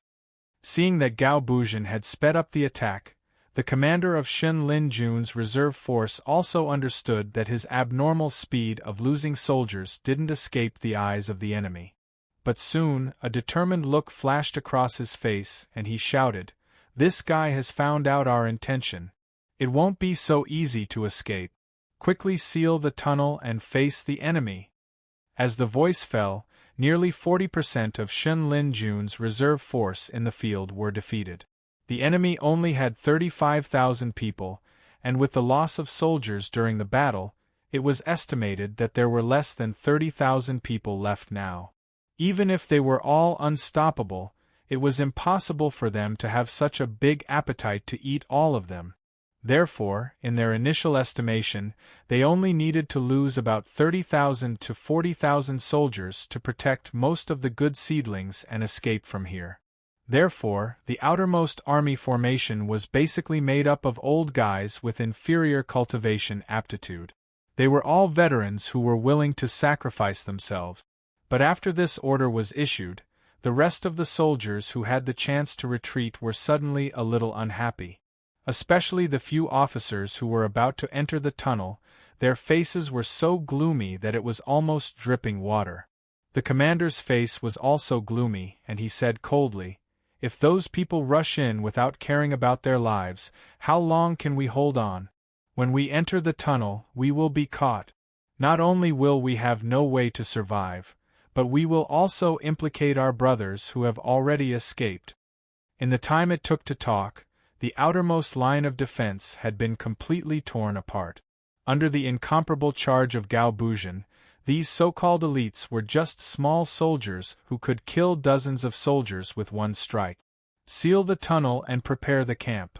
Although the face of the officer at the entrance of the tunnel was not good for a long time, his face was a little more relieved. Since this was fate, what was there to hesitate about? Even if he sacrificed himself in exchange for his brothers to escape, there would be a day when someone would avenge him. Yes, even if the situation had deteriorated to this point, these soldiers who had been instilled with the idea of being loyal to Lei Qiusheng still did not think that the Shenwu dynasty would lose this war. Right now, they were just letting that black Jiao be arrogant for a few more days. Without much hesitation, they decisively pulled down a mechanism. The tunnel entrance that was originally big enough for 3 to 4 people to pass through collapsed in an instant. The original entrance was already covered by sand, and it would take at least half a day to dig out the entrance again. Damn it! The sound of the tunnel entrance being destroyed was not small, and Gao Buzhan could clearly feel the tremors under his feet. Almost instantly, Gao Buzhan guessed what those people had done and could not help but curse with a gloomy face. Outside the city, Lin Yuan also felt the change and guessed that the mechanism in the city had been destroyed. Although it was a pity, he could only shake his head lightly and sneered, "If you want to wedge a nail, then so be it. Why did you have to choose to do it near Wei River? Courting death."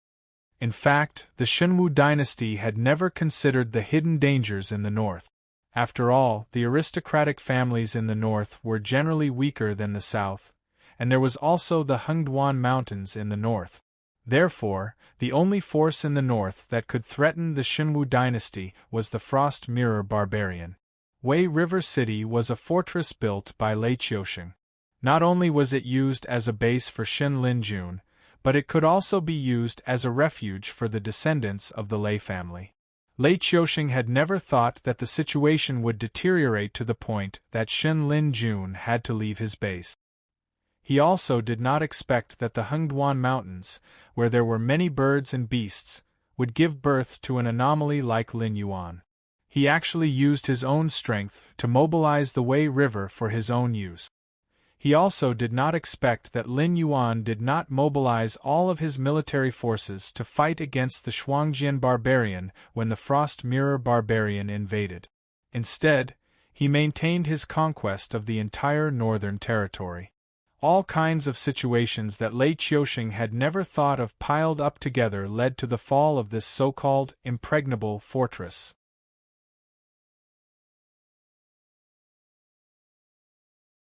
Chapter 495. However, the fall of the fortress was only the first step. Gao Chuanzhen quickly rushed to the entrance of the tunnel. He frowned and thought for a moment. Then, he found some soldiers who were still energetic and began to dig the ground. After 2 hours, they finally cleared out all the sand, revealing a dark and endless tunnel. Gao Chuanjin's face showed a little joy. The joy on Gao Chuanjin's face didn't last long. He calmly sent a group of soldiers down to explore the tunnel. He also told them that no matter if they met Xin Lin Jun's reserve soldiers, they should send someone back to report every half an hour. However, after several groups of people went down, not a single person came back to report. This made Gao Chuanjin's heart turn cold, because he didn't even hear the sound of fighting. In addition, he sent 3,000 to 4,000 people. It was impossible for them to not even have a chance to retreat before being wiped out by Xin Lin Jun's reserve soldiers. Then, the only possibility was that there was something wrong with this tunnel. After reorganizing his thoughts, Gao Chuzhen chased away the joy of victory from his mind. He did indeed remember some rumors about Lei Qiuxing when he was building this fortress that was known as impregnable. At the beginning of the construction, the designer had built many secret tunnels filled with traps in Wei River City. Unless one had the original blueprints, one might die from the traps if they entered the tunnels. Even if one's cultivation was high enough that the traps couldn't do anything to them, it was easy to get lost in the labyrinthine tunnels. After that, in order to keep it a secret, even the designer was secretly executed by Lei Qiuxing. Only Xin Lin Jun's generals and temporary commanders knew the structure of the tunnels. These people were basically going to serve Xin Lin Jun for life until they died of old age. Their purpose was to ensure the absolute safety of this tunnel. After thinking this through, Gao Chuanjin could only bitterly laugh twice, and accept the fact that he didn't want to accept. There was no way to break this tunnel. Either he got the blueprint or he could only leave it alone. In this battle, nearly 100,000 Xin Lin Jun's reserve troops were annihilated. However, after the rest of the troops escaped into the underground tunnel, even a general like Gao Buzhen, who had been through hundreds of battles, couldn't help but hesitate. He didn't even know how to face Lin Yuan. After all, they didn't know how long these tunnels were, how many changes there were, and where the exit at the other end of the tunnels was. Moreover, after losing 3,000 to 4,000 men, Gao Jiezhen didn't dare to take any more risks with his brothers. The only thing they could be sure of was that no matter how long this tunnel was, it couldn't go all the way to the central plains. After all, they didn't know how deep the Wei River was, and it was impossible for them to go around it. If they really dug such a deep tunnel, it wouldn't be able to provide enough support, and it could collapse at any time. At that time, not only would they not be able to protect the tunnel, even the fortress above ground would be destroyed together with it. Therefore, it was impossible for these Xin Lin Jun's reserve troops to return to the central plains. They could only go to different places in the north through different secret tunnels, and then become a nail that was nailed into the palm of the northern frontier. Although Gao Jiezhen already knew that he couldn't do his best in this battle, the two sides were in a deadlock here. Compared to the Xin Lin Jun's reserve troops escaping from under his nose, it was two different things. The former was just a lack of troops and siege equipment, but the latter was tantamount to pointing at his nose and calling him a piece of trash. Gao Jiezhen, who was helpless, could only secretly spit and curse. They claimed to be invincible, but in the end they dug so many rat holes in the ground. They want to be a whore and set up a monument to their chastity. It doesn't matter. They're just a group of defeated soldiers. At most, they'll be disgusting, but they won't be a big problem. Lin Yuan, who walked in from outside the city, comforted Gao Jiezhen and said with a chuckle, "Old Gao, I'll leave the construction of the defense line along the river to you. You must come up with your first plan within 3 days. This is your chance to become famous in the northern frontier. Although Li Zhong and the others will definitely raise objections, if you can make it perfect and pass it with a unanimous vote, then the impact on your future will definitely be different from the subsequent plans that need to be modified and pieced together." Hearing Lin Yuan's words, Gao Jiezhen's face also turned red, which was rare. Although he was ostracized in the Xinwu dynasty for decades, this didn't mean that Gao Jiezhen didn't care about fame. If that was the case, then why did he join the Fallen Star Army in the first place? Why did he have to risk his life to become a champion? Yan Xingqi had been exiled in the northern frontier for decades. Although his old subordinates still respected him, his prestige was not as high as before.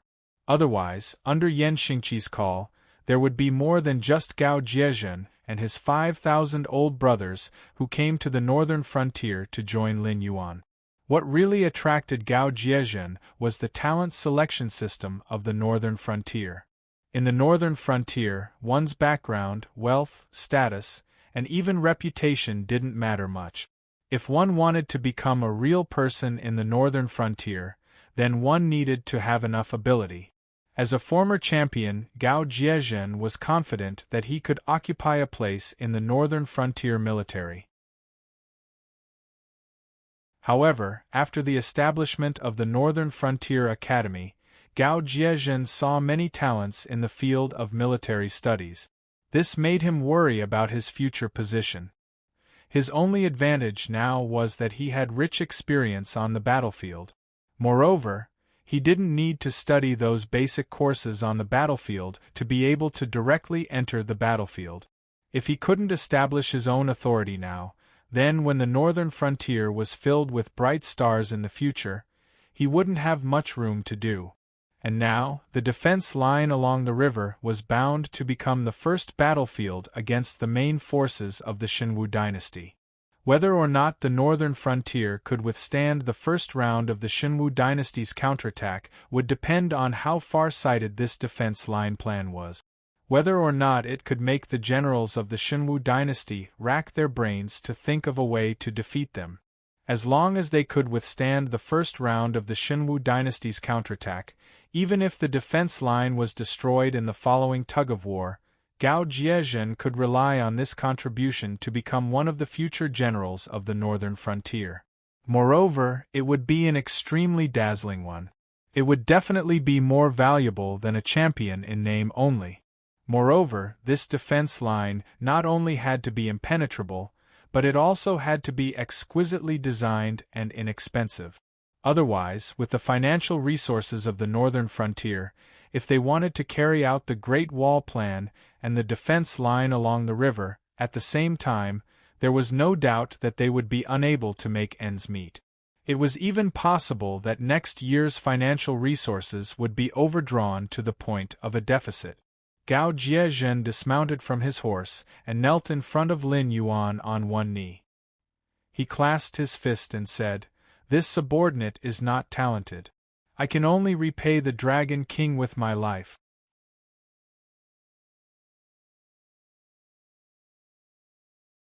Chapter 496. Apart from the brief interlude in Wei River City, the entire northern battlefield had entered a white-hot zone. The Yao beasts and demi-human warriors hiding in the forest taught the Frost Mirror barbarians a good lesson. For the first time, the Frost Mirror barbarians personally experienced that war wasn't as simple as being completely annihilated by the other side or completely annihilated by the other side. Under the command of the graduates of the Northern Frontier Academy, the demi-human army methodically divided the Frost Mirror barbarian army into pieces of meat that made them drool.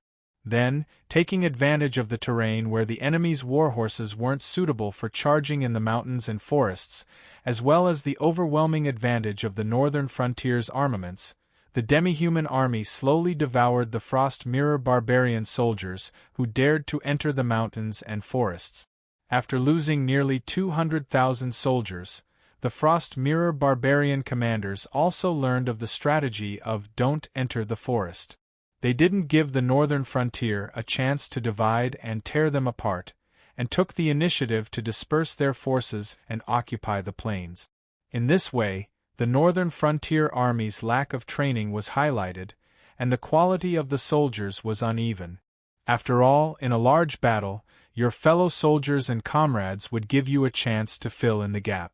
But in a small-scale battle, everyone couldn't even take care of themselves. Who would have the time to clean up your mess? However, the setback on the northern frontier was within everyone's expectations, and they didn't fall into a disappointing situation. They changed their previous aggressive attitude and concentrated their forces in the mountains and forests, or stationed them in places that the army had to pass through. In any case, they didn't continue to engage in small-scale battles with the Frost Mirror barbarian soldiers. This made the Shuangjian barbarian soldiers suffer, because their primary mission in the northern frontier wasn't to suppress the northern frontier, but to find the 13th prince. The 13th prince was the Frost Mirror Khan's favorite son, and he was even called Bada on the Grassland, which meant the warrior of the grassland. In the Frost Mirror grassland where power determined status, having such a son ensured that Shuang Jihan would be able to protect his Xueliao tribe from being swallowed up by other tribes even if he was pulled down from the throne of Great Khan by other tribes. After all, the 13th prince's Xueliao cavalry was a tough nut to crack. Anyone who wanted to chew on them would have to grind their teeth off. Those tribes wanted to preserve their strength, so they naturally wouldn't engage in a bloody battle with the Xueliao tribe. But now they were trapped in the northern plains, unable to advance even half a step. Moreover, they did not know what was happening behind them. Even their supply line had been cut off by the northern frontier army. Until now, not a single grain of rice had been sent in. Seeing that their rations were about to run out, they had no choice but to kill extra warhorses to satisfy their hunger. But where would they find extra warhorses? The Shuangjian barbarian soldiers could only kill the exhausted warhorses and replace their mounts with the other 2 warhorses that had not ridden into the northern frontier. This was tantamount to drinking poison to quench thirst, because if they didn't change their mounts, the most fatal problem for the cavalry would be their stamina problem. Originally, they could still plunder the cities in the northern frontier, but Li Zhong's strategy of erecting walls and clearing the wilderness left only a few troops disguised as Shenwu dynasty soldiers in the northern frontier. There was only a small amount of rations left, and it wasn't even enough to fill the gaps between their teeth. These soldiers who stayed behind to guard the northern frontier were basically doing it voluntarily. Their bravery was unparalleled, so it wasn't easy to chew on a hard bone, and even if they did, they wouldn't be full. After a few losses, they gave up on those cities. They didn't even know what to do with the captives they caught. It would be a waste to kill them. After all, although the Frost Mirror barbarian soldiers were good at fighting in the wilderness, they were not good at sieging cities. They didn't know that the northern frontier had removed the city walls, so they naturally had to keep a certain number of cannon fodder and slaves to prepare for a war of attrition against the cities of the northern frontier. It was exactly the same strategy as the beast tide when attacking human cities. Therefore, it wasn't unreasonable for them to be called barbarians. Apart from looking like humans, they were almost no different from monsters in the eyes of the other 6 great empires. But if they kept these people alive, they would have more food to feed. If this went on, they might even eat humans with bloodshot eyes. Before these Frost Mirror barbarian soldiers entered the northern frontier, they naturally didn't know that the aristocratic families and sects in the northern frontier had already been wiped out by Li Zhongxing. Under the operation of the embroidered uniform guards, all the wealth accumulated by those aristocratic families had been swallowed up by Lin Yuan. As long as the people in the cities were evacuated, the entire northern frontier would instantly become a battlefield. Without the obstruction of the aristocratic families and sects, this step was particularly easy. After all, no one wanted to live on the battlefield. There was no guarantee that they would lose their lives at any time. The supplies were transported by the supply caravans, and the routes of the supply caravans were basically in the mountains or places where there were large numbers of soldiers. With just these Frost Mirror barbarian soldiers, it was impossible for them to steal anything without paying a heavy price. Moreover, several times before they succeeded, the soldiers of the northern frontier actually set fire to the caravans and even fought directly on the burning caravans. In the end, the soldiers and the caravans were burned to ashes together. They didn't give them any supplies at all. In particular, These supply caravans were all from the Northern Territory Chamber of Commerce. These guys who had been traveling in the Hengduan Mountains all year round were not to be trifled with. They had to be on guard at all times against demonic beasts or other forces in the northern frontier. Their fighting ability in the mountains and plains was not much worse than the demi-human army and demonic beast. They were the toughest of the toughest. After all, the 13th prince had been lost in the northern frontier. Now, even the main forces of the Frost Mirror barbarian soldiers were having such a hard time, let alone the 13th prince, who they had lost contact with for a long time. At this moment, most of the Shuangjian barbarian soldiers believed that the 13th prince, who had lost contact with the Frost Mirror grassland, had most likely died at the hands of the people of the northern frontier. Even the Bloodridge Knights, who were originally from the Bloodridge tribe, didn't believe that the 13th prince was still alive. After this period of fighting, the people of the northern frontier were fiercer and more barbaric than the Shuangjian barbarian soldiers. Many of the Frost Mirror barbarian soldiers were even thinking of retreating. They felt that it was useless to continue staying in the northern frontier. It was better for them to go back and recuperate. Although the Frost Mirror barbarian soldiers were allocated with 3 horses per person, they couldn't eat all of them. Although the people of the grassland knew how to fight, if they wanted to cross the Frost Mirror grassland on foot without horses, it was no different from suicide. The Shuangjian barbarian soldiers were gloomy. They even began to secretly complain about their ally, the Shenwu dynasty. After all, they had agreed to it on the surface. Until now, the Shenwu dynasty had not sent a single soldier to put pressure on the northern frontier. Otherwise, the Shuangjian barbarian soldiers would never have fallen to such a miserable state.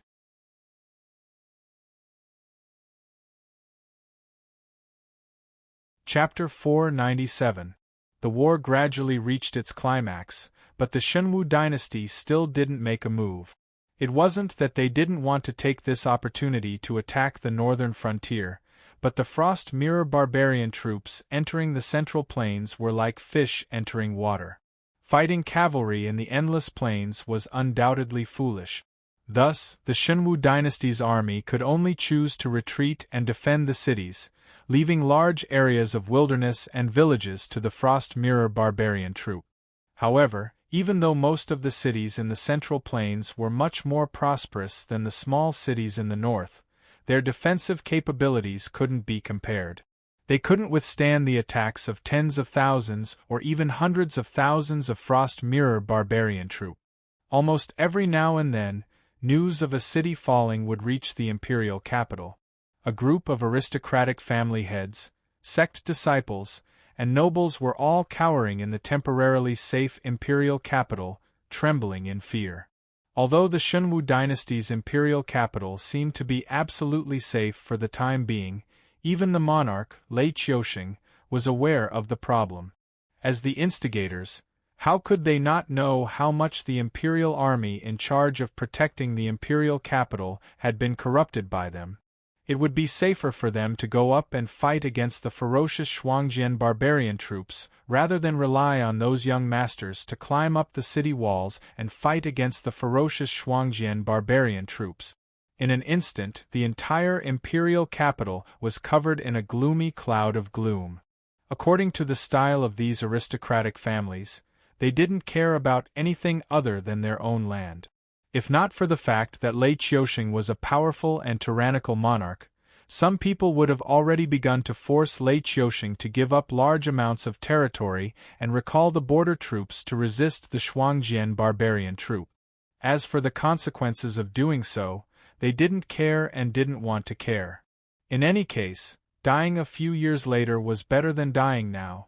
I wonder what the situation is like in the north.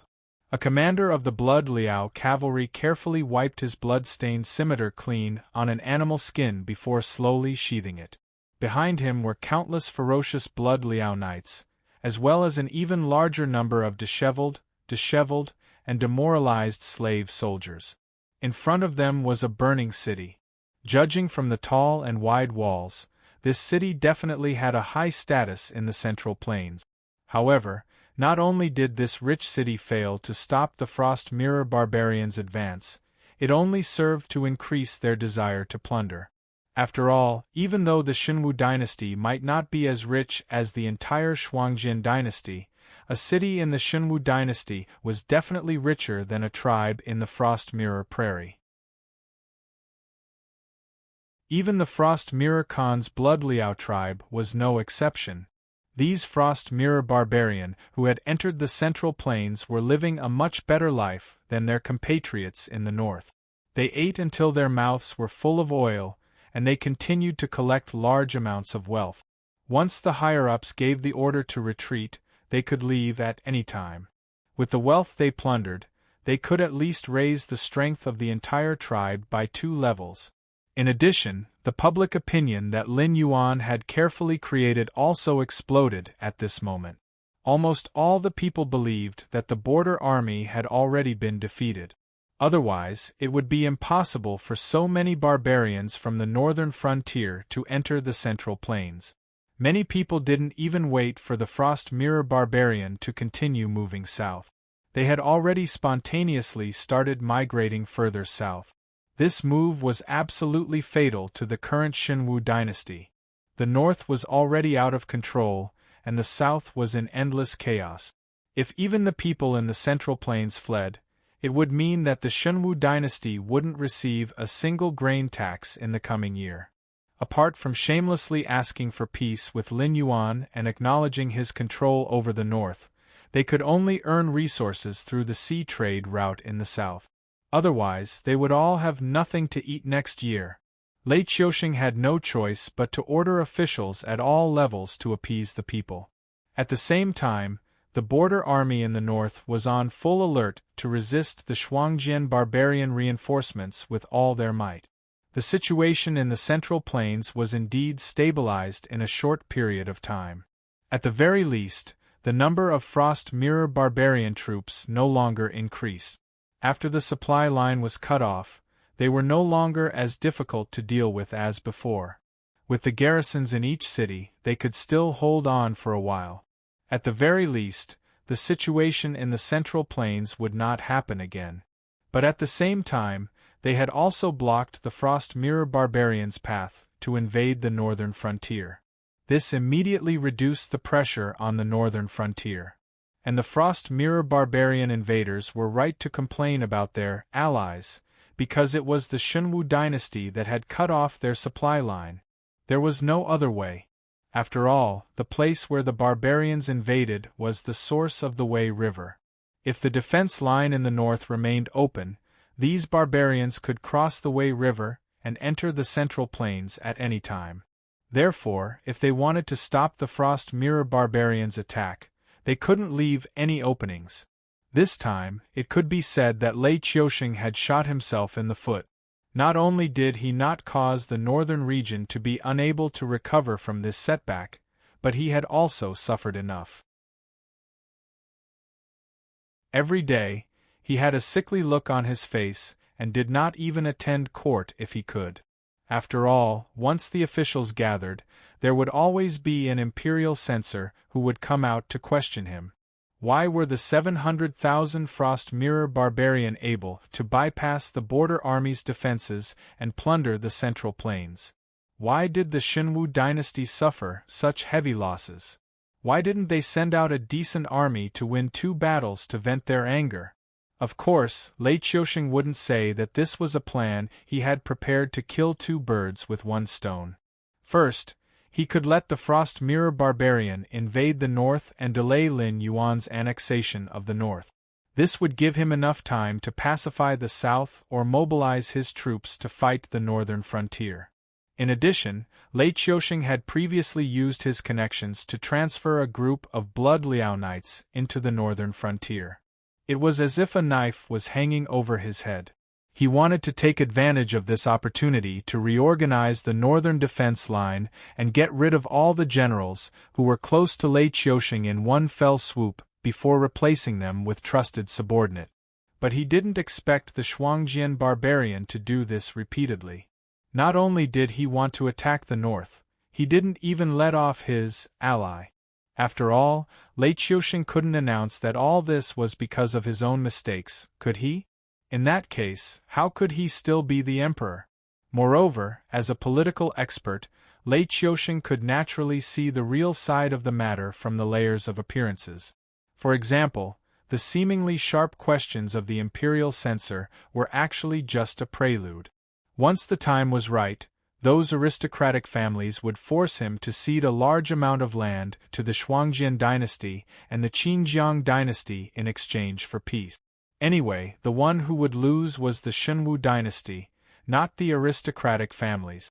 Now that the Shenwu dynasty was in danger, if they continued to support Lei Qiusheng to fight on two fronts, and at the same time become enemies with the northern frontier, the inheritance of the aristocratic families that had been passed down for hundreds or even thousands of years would be destroyed in their hands. Of course, after this main goal was achieved, they would propose to withdraw the troops in various regions. It seemed that they wanted to reduce the expenditure of the national treasury, but in fact, they wanted Lei Qiusheng to disperse his cultivation and gradually lose the ability to suppress the aristocratic family's troops. You're tuning in to the Phoenix Knights YouTube channel. Don't forget to subscribe and join us on this journey to catch the most captivating stories.